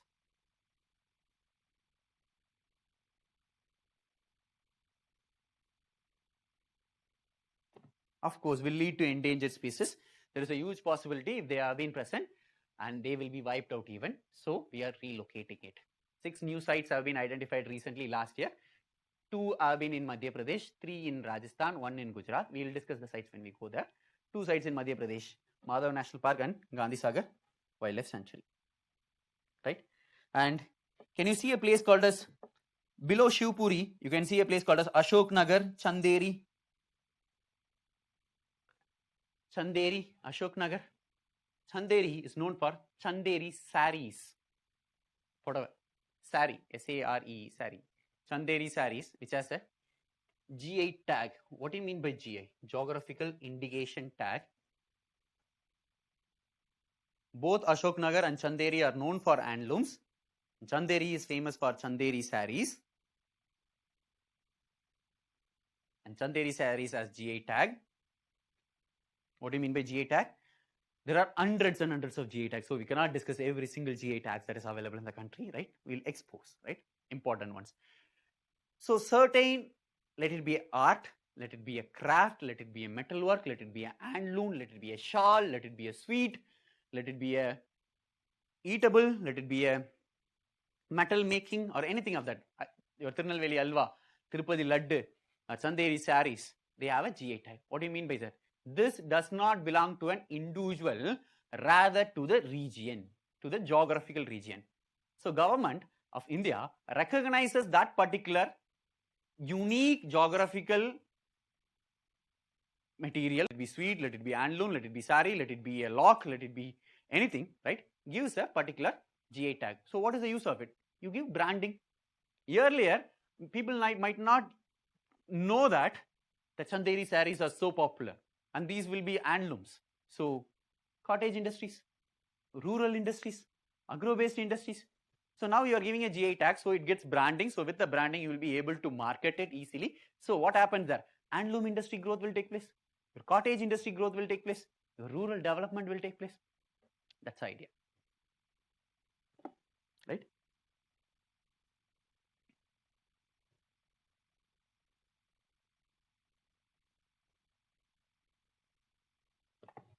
Like Kanchi silks, yes, India, like exactly like Kadalamutai, all those things. Ashok Nagar and Chanderi both known for handlooms. Chanderi is in Ashok Nagar district. Next, stepping into Indore, GI tag, geographical indication. G, geographical, I, indication. Right? The next one, Indore. To the left hand side of first eye of India, you will be able to see Indore, slightly northwest direction. Indore has GI tag for leather toys. Has GI tag for leather toys. I always have this doubt. Who will use a leather toy, right? There will be plenty of uses, but still, for me, a toy should be used for a period of time, and that then it should be broken. Only if it is broken, I can get another toy, right? If it is a leather toy, it never gets broken. If it doesn't get broken, then I don't know. The child is, I don't know. But coming back here, Indore has GI tag for leather toys. And on the northern direction of Indore, you will be able to see a place called as Dewas, D-E-W-A-S, Dewas. Currency notes are printed here.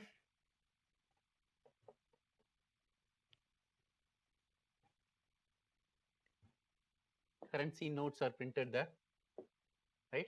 And on the left hand side of Indore, you will be able to see a place called as Dhar, D-H-A-R. D-H-A-R.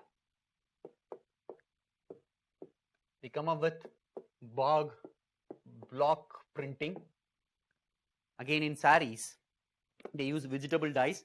White color sari will be this. They use the red and black vegetable size bog block printing in handlooms. Vegetable colors is being used.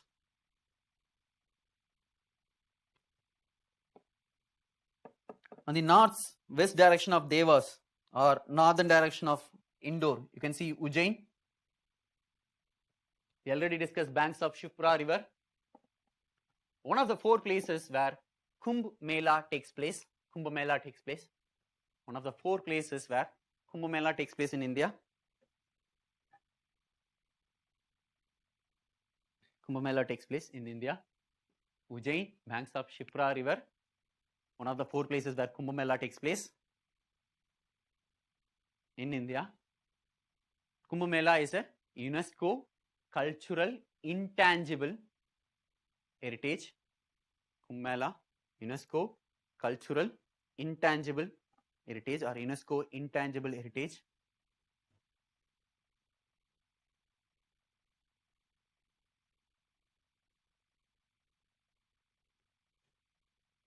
Ujjain is also an ancient city, Mauryan Empire, 1st and 2nd century.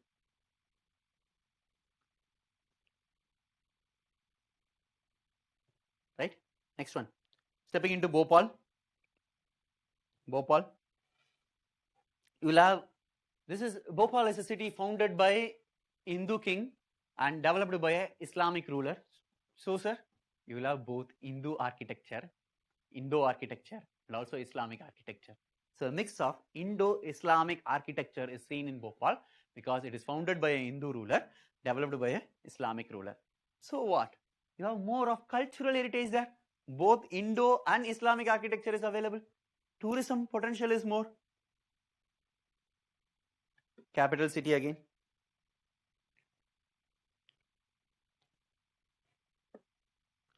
Mix of Indo-Islamic architecture.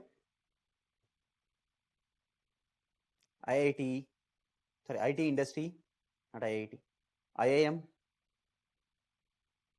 On the northwest, northeast direction of Bhopal, you will be able to see Vidasa, Vidisha, northeast direction, Vidisha.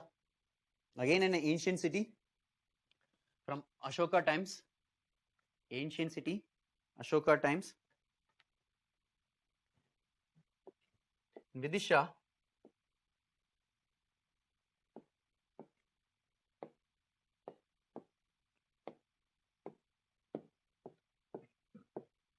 you have Udayagiri caves, there are 20 caves, 19 belongs to Hinduism, 1 Jainism. These are rock cut caves.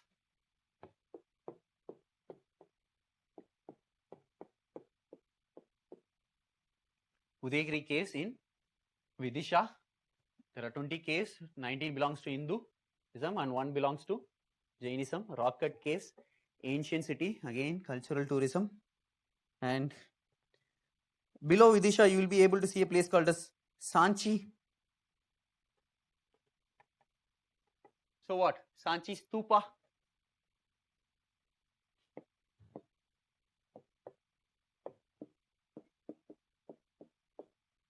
Buddhism.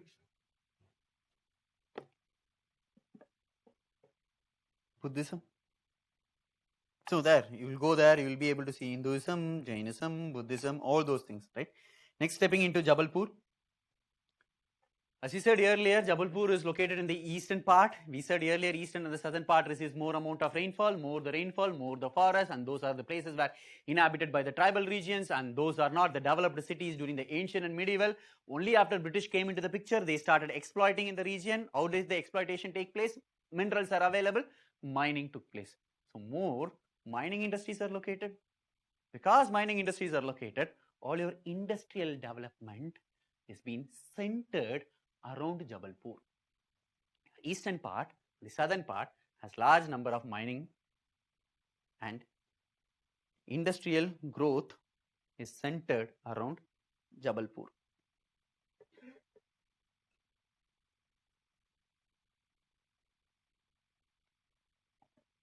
Shall I further?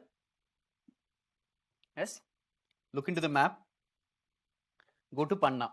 From Panna, we'll come like this. Like a 7 will be coming. Start with Panna. Panna has diamond mines. Panna is also a tiger reserve. Also, Panna has diamond mines.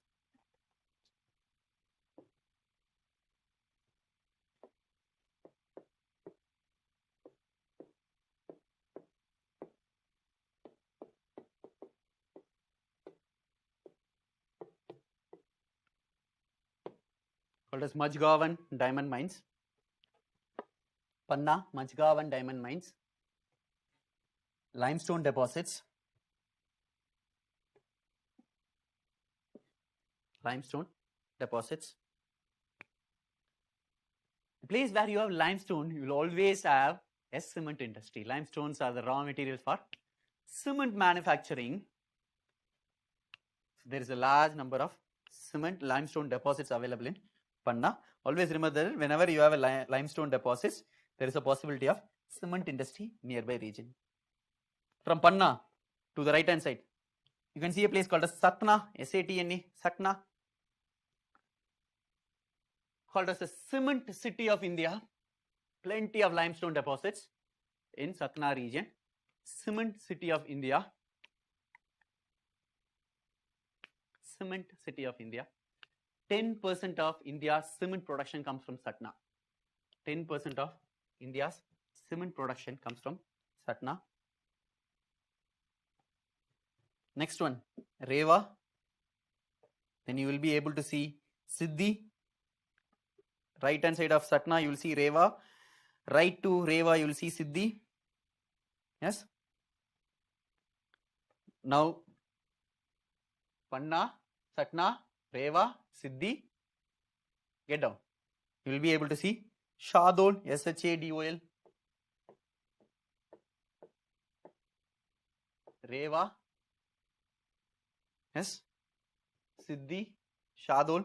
All three are known for coal, COAL, coal, bauxite and coal. Rewa, Siddhi, Shahdol. All three are known for bauxite and coal.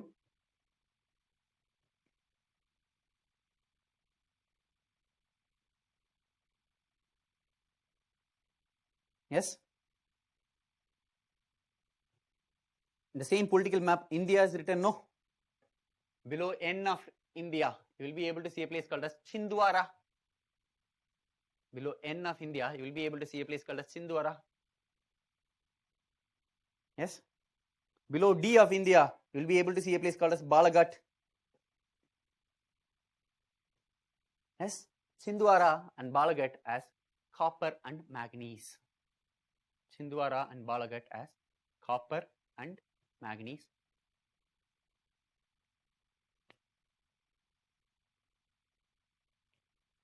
Chhindwara and Balaghat as both as copper and manganese. Balaghat also as iron ore. Balaghat also as iron ore.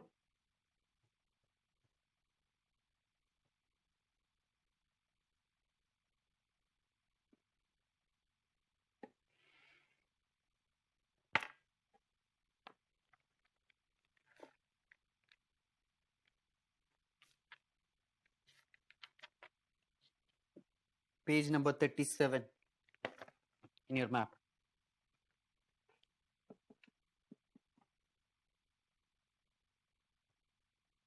Look into Madhya Pradesh. You'll be able to see Panna, as we said already, Tiger Reserve. We also have discussed about Madhav. We also discussed about Chambal, National Chambal Sanctuary, Ken Gharial Sanctuary, Kunopalpur, Gandhi Sagar, apart from them, right? Panna, yes. Sanjay National Park, a blue color, a green color circle is being made between I and A of India. Sanjay National Park. Below Sanjay, you can see Achan Kamar, right? Achan Kamar Amarkantak. Did we discuss about Amarkantak? Origin of Narmada. Yes. Kanha. Then Abu Kanha, Bandavargar, Pench, Satpura, Pachmari. All these are important protected areas.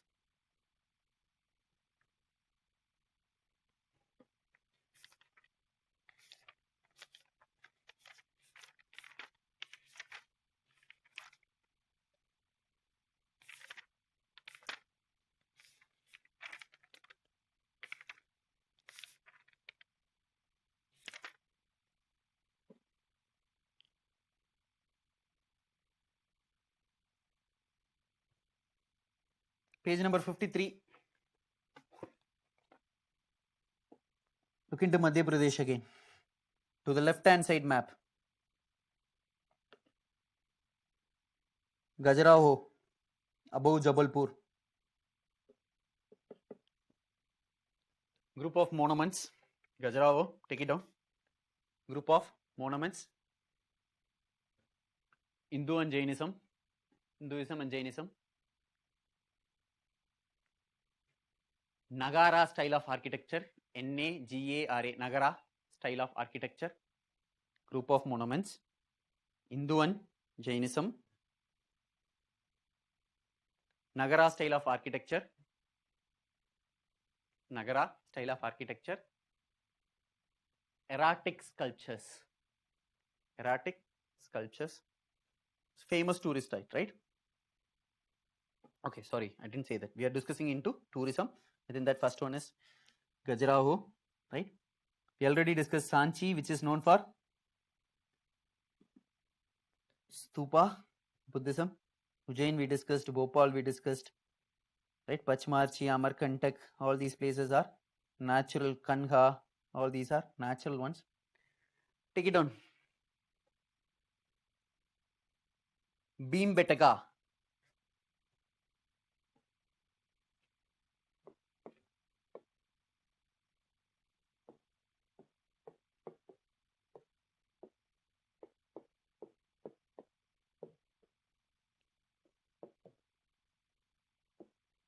Bhimbetka, rock shelters. Rock painting is done here. Rock painting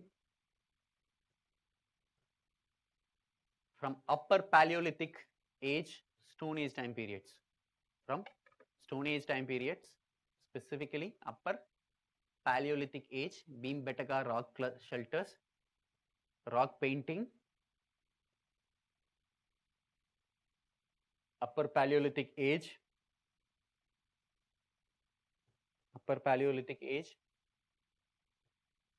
Stone Age, oldest known rock art in India, ART, oldest known rock art in India.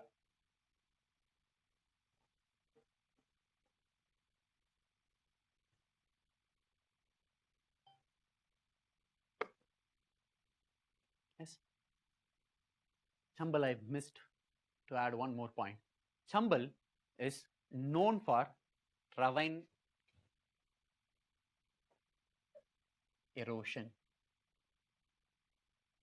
or badland topography.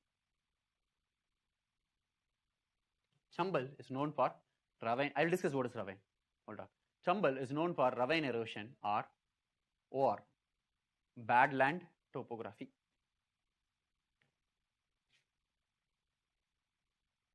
Shall I? Within the soil erosion, there are two possibilities. One is water induced, another is wind induced. Within water, again, there are 5 types of soil erosion. So, soil erosion, wind and water. Within water, 5 types. Very simple. Rainfall is falling, right? So, what will happen? The drop has to fall on the soil. So, there will be, when the drop falls, there will be a splash takes place. What we call as splash erosion. The single drop which has been falling on the soil splashes some amount of soil particles, loosens the soil particles. When multiple more drops falls on it, a large amount of soil particles will be disturbed, right? And there is a large amount of water will move as runoff. So what will happen with the water? The disturbed water particles, the disturbed soil particles, because of the splash erosion, will be now removed.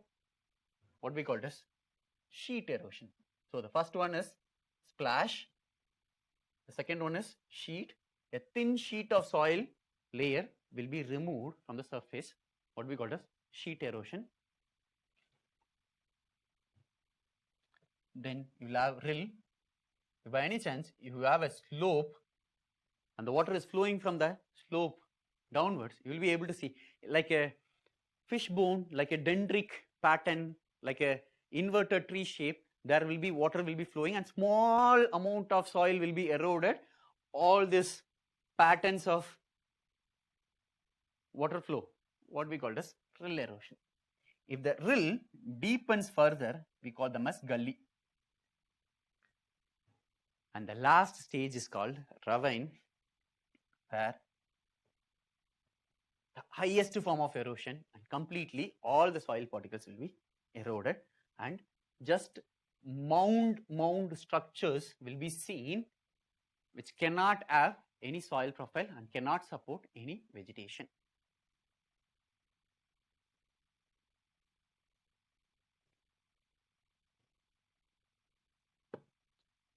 What we call ravine.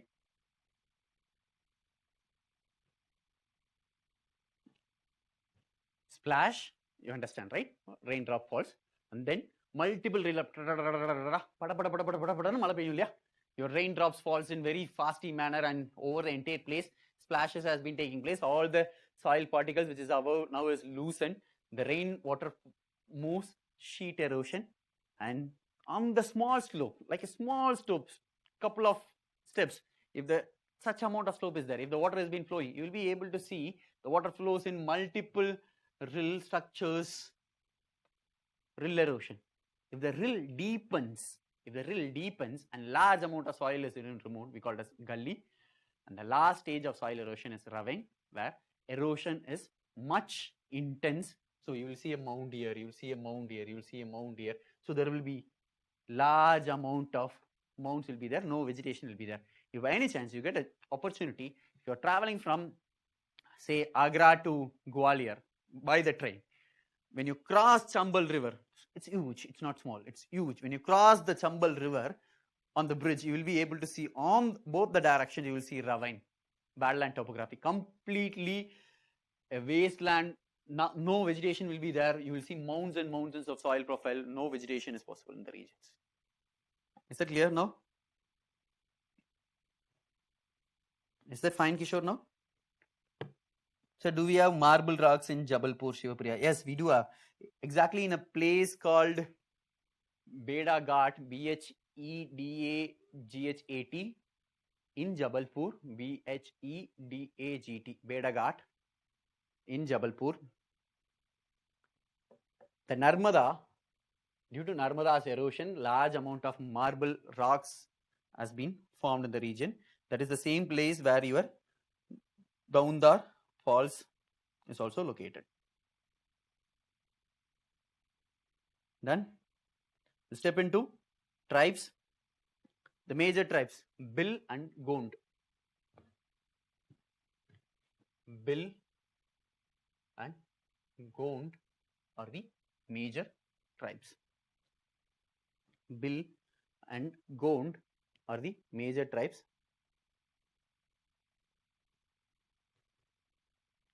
Bhil and Gond are the major tribes.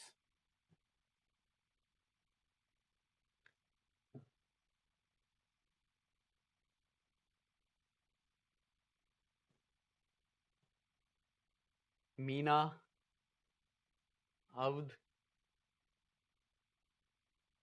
tribes with very less population in Madhya Pradesh. Tribes with very less population in Madhya Pradesh.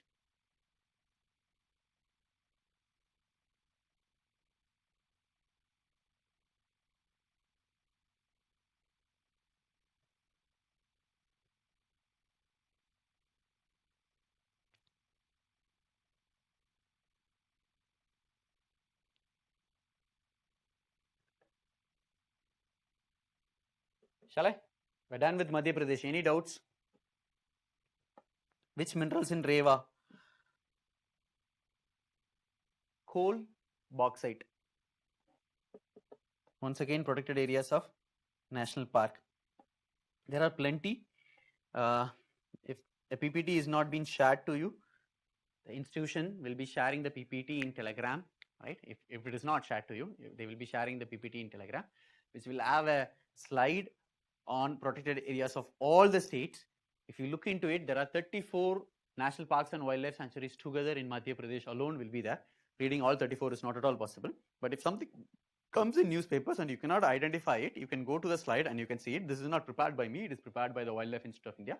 I just collected and gave it to you, right? That's one. And the important ones alone we discussed: Kanna, Panna, right? Then you will have Achankamar Amarkantak will be there. Bandavargar will be there. Panna, Achankamar Amarkantak, Chhattisgarh regions. So leave this aside for now. Panna, Bandavargar, Kanna, Satpura, Pachmarchi will be there. We also discussed about Madhav, Kunopalpur, Gandhi Sagar. This is Madhav, this is Kunopalpur, this is Gandhi Sagar. Panna, Bandavargar. You can see that all those things in page number 37. Panna, Bandavargar, Kanha. Below Kanha, you will also see Pinch, Satpura, all those. Right? Any doubts?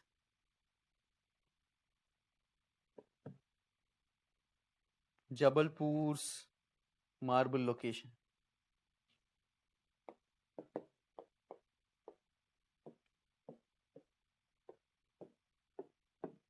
Beda Ghat.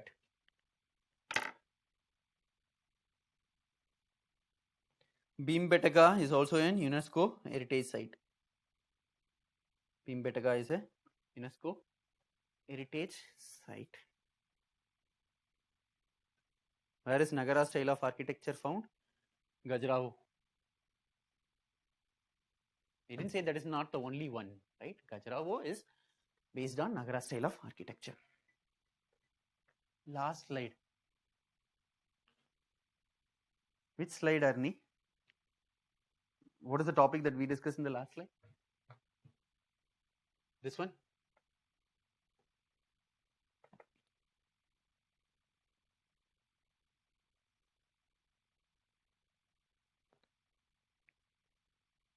Could you repeat this? What is this? Please explain what is this, right? Or did I already finish that? Did I answered you? I don't know, right? Please, Kishore. Tribes we discussed, no? Oh, you were discussing about tribes. There are Bhil and Gond is the major tribe. Bhil, B-H-I-L, Bhil. Gond, G-O-N-D. Bhil and Gond are major tribes. Meena, M-I-N-A, Meena. Avd, A-V-D-H. Avd are tribes with less population. Sindh flows through Malwa Plateau. Arshaya. Arshaya. I don't know whether I pronounced it right or wrong.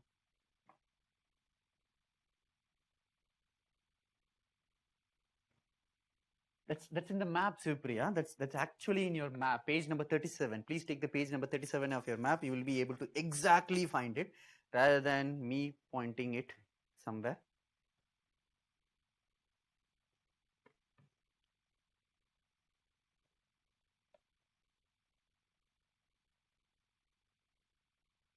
Origin of Chambal Vidyas. Vainganga River, tributary of Godavari. Vainganga River, tributary of Godavari. Origin.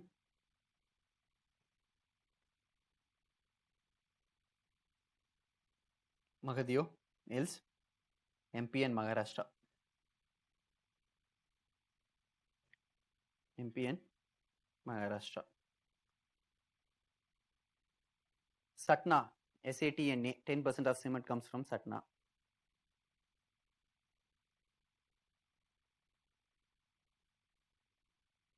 Did you find that page number 37, Shivpriya? And it's a request. Please keep your name so that it becomes easier. At least I recollect someone by the name. Rather than reading SIAN 209716, something of that sort. Like Star Wars movie.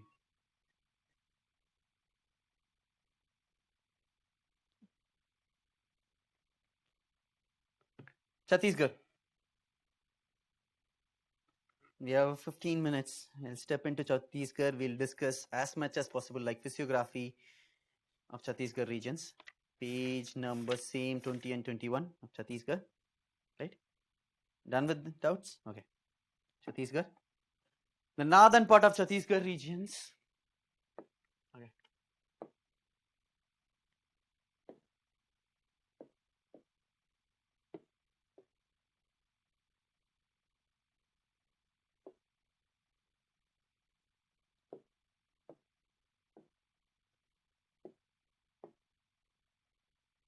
The northern part of Chhattisgarh, the southern part of Chhattisgarh, both are hills. Northern part of Chhattisgarh, southern part of the Chhattisgarh are hills. The central part of the Chhattisgarh is of plains. North and south hills, central plains.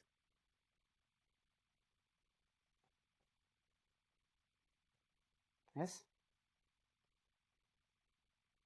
So looking into your physical map, you will be able to see Dandakaranya, Bastar Plateau in the southern Chhattisgarh. Dandakaranya, Bastar Plateau in southern Chhattisgarh.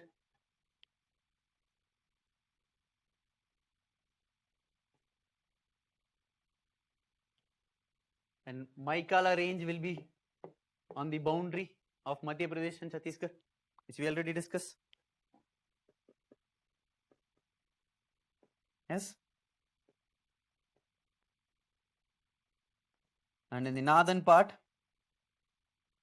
of Chhattisgarh, you will have plateaus again, Rajgarh Hills, Asaribagh Range, Pagelkand Plateau, All those has been present. Pakka? Shall I go further? Central part of the region, you will be able to see plains formed by Mahanadi. Plains fed by Mahanadi, flourished by Mahanadi. Anyway, you can put it across. Plains, Mahanadi basin.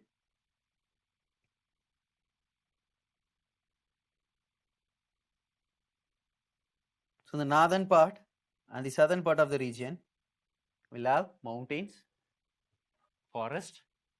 So large number of tribes will be located there. Subsistence agriculture will be practiced. Yes, as we said earlier, same logic. Central part, plains, and you also Mahanadi, large Mahanadi. Name says everything, right? And large river, and that will give you large amount of water. So agriculture will be practiced here. Yes. This region is called as rice bowl, or Chhattisgarh even is called as rice bowl of central India. Chhattisgarh is called rice bowl of central India due to many indigenous rice varieties. We are not speaking about production. We are not speaking about yield. We are not speaking about that. Saying that rice bowl of central India due to large number of indigenous varieties of rice. Large number of indigenous varieties of rice, paddy. Northern and southern, forest region, tribal, subsistence agriculture, forest-based economy, north and south both. Forest-based economy will be there. Migration will be limited. 10 more minutes. I will finish the rivers, at least maximum one. There are 5 major river basins within the Chhattisgarh regions. So always remember that when someone says river basin and river, these are two different things. Chambal is a part of Gangar river basin. So Kali Sindh is also part of Ganga river basin, right? So when you say Ganga river basin, all the tributaries of Ganga and the areas that it's been flowing, right, will be considered as the river basin, right? But when you say river, that particular river has to flow. So if you say Chhattisgarh, Godavari's river basin will be available in Chhattisgarh. How, sir? Tributaries of Godavari will flow. Indravati will flow, Sabari will flow, or Kolab will flow. But Godavari actually, does it flow to Chhattisgarh? No. But tributaries of Godavari will flow. So if the statement says Godavari's river basin, Chhattisgarh has Godavari river basin.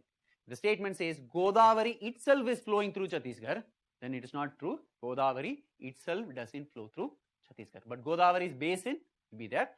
Tributaries of Godavari will be there. Do you understand? Is that clear?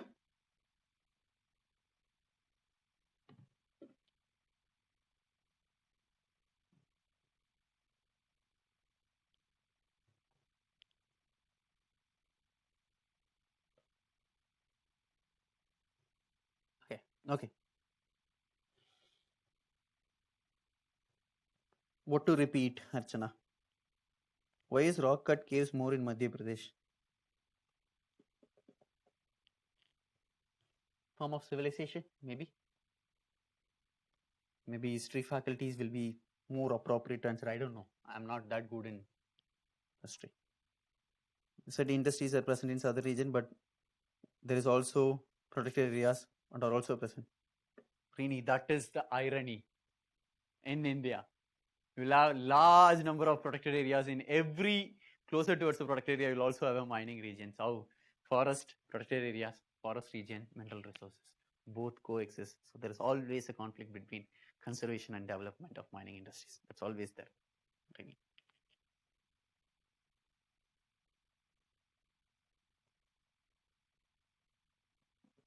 Which region is forest-based economy? Archana, you have to reply what to repeat. Please repeat the mountains. Okay. Let's say D20499290. Forest-based economy, both north and south. And Archana, look into your map. Look into your map, page number 20.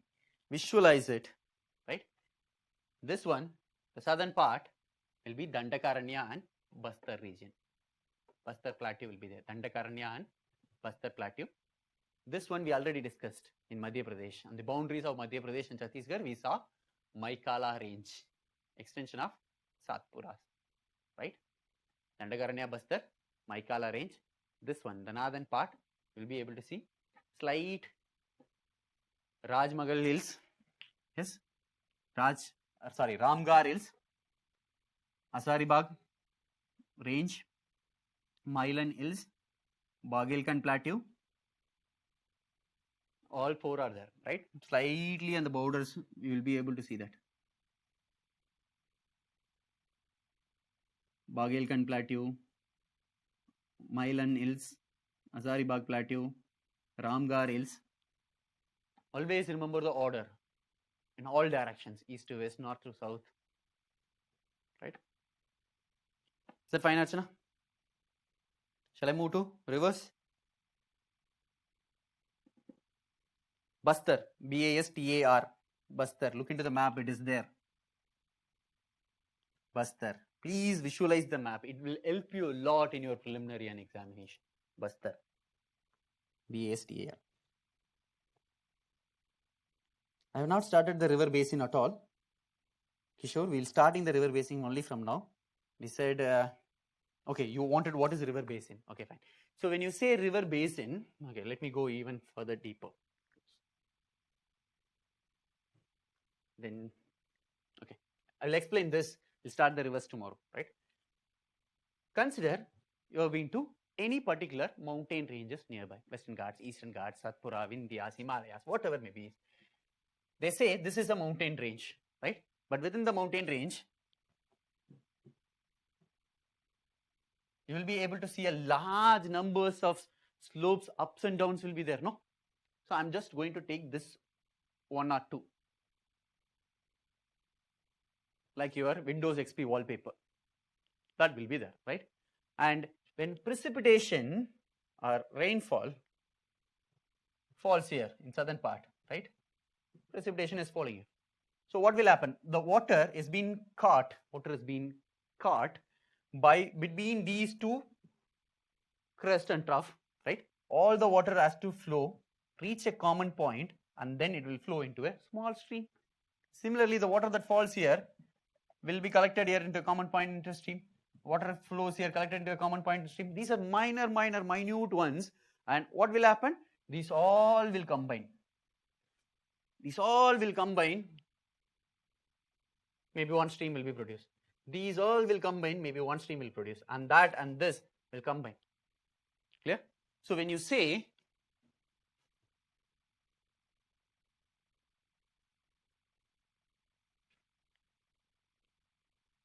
this is a catchment, this is your, this part, this trough and this upslope and this upslope, this is an upslope, this is an upslope. Whatever the precipitation that takes place here is being collected and that flows into a common point as a minute stream. This we call it as watershed.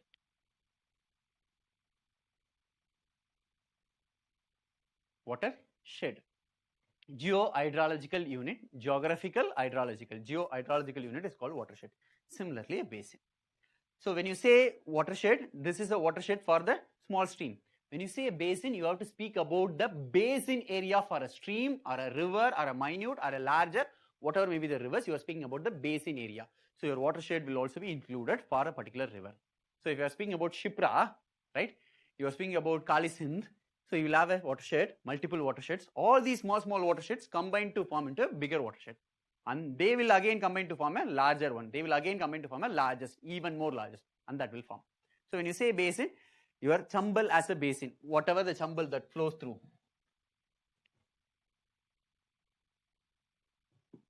The Chambal that flows through, right? Right. And Chambals with its tributaries.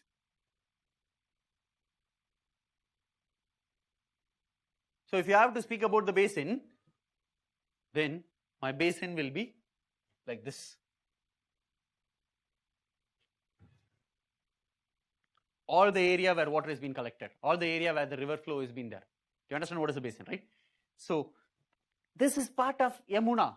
So when you say Yamuna Basin, Chambal is also a part of Yamuna Basin. When you say Ganga Basin, Chambal is also a part of Ganga Basin. And the statement says Ganga Basin is located in Madhya Pradesh, which is true because Chambal, Sindh, Betua, Ken, Tones, all those are located in Madhya Pradesh, right? But if the statement says Ganga flows through Madhya Pradesh, then the statement is wrong. Do you get the difference between the two? What is basin and what is the flowing? Ganga actually do not flow through Madhya Pradesh, but Ganga's basin is located in Madhya Pradesh through its tributaries, through the tributary of Yamuna and Yamuna's tributaries. Is that clear, Kishore? Draining of rivers. Rivers flows through the region. River drains in a particular place. Wherever it has been flowing. Wherever it has been feeding the water. Is it clear, Kishore? Or should I explain in different manner?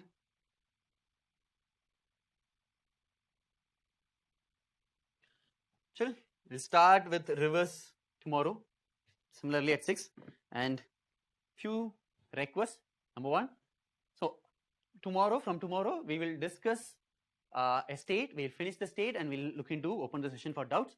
Do not chat in between, right? Because you will miss the next point. So whatever that you miss, we'll discuss again. Number 1. Second, try to look faster and write faster. I understand that looking into the map takes a longer time period, right? But when the notes is dictated, try to write faster. This is not for my class. This is for your mains examination. That's the only thing, right? I'm done with it, and there is no doubts. We will end the session. Of course, Gunal, the entire basin. What is meant by the mouth of the river? Where it has its, when you say origin, where it starts. When you say mouth, where it ends. Very layperson terms, where it ends. If you say Chambal's mouth is Yamuna. Yamuna's mouth is Ganga. Ganga's mouth is Bay of Bengal. Do I make the point? You can also say tributary, Chambal is a tributary of Yamuna, or Chambal, mouth of Chambal is in Yamuna, is located in Uttar Pradesh. The place where it ends. Very layperson terms. Usually we say the mouth with respect to the oceans, seas.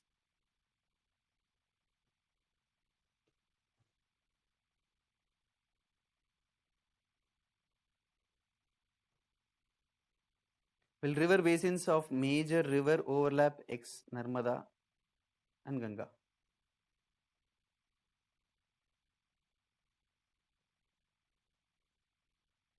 River basins of other major river overlap Narmada and Ganga.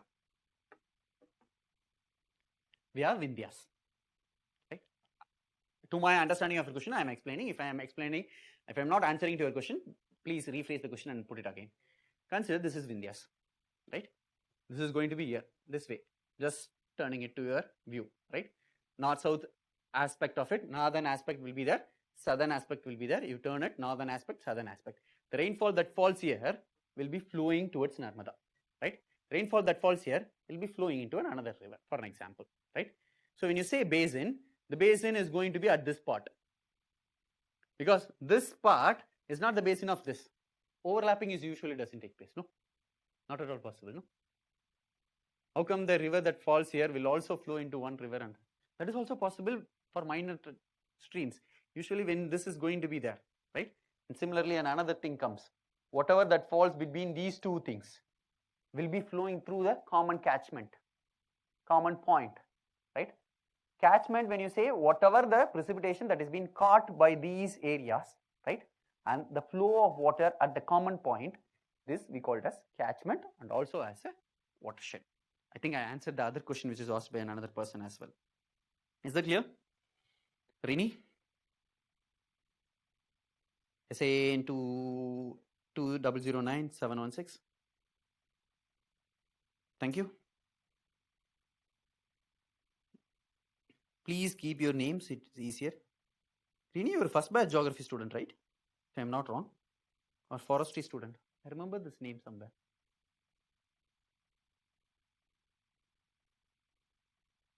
No? Okay, fine. Thank you. We'll see you tomorrow. I don't want to drag all you working people beyond the scheduled time.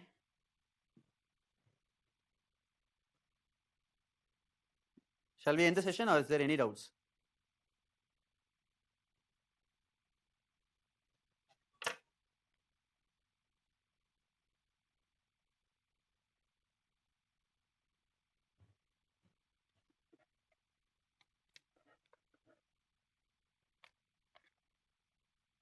Done? No doubts. Thank you. Thank you everyone. We'll end the session. கண்ணு முடிச்சுக்கலாம் கண்ணு.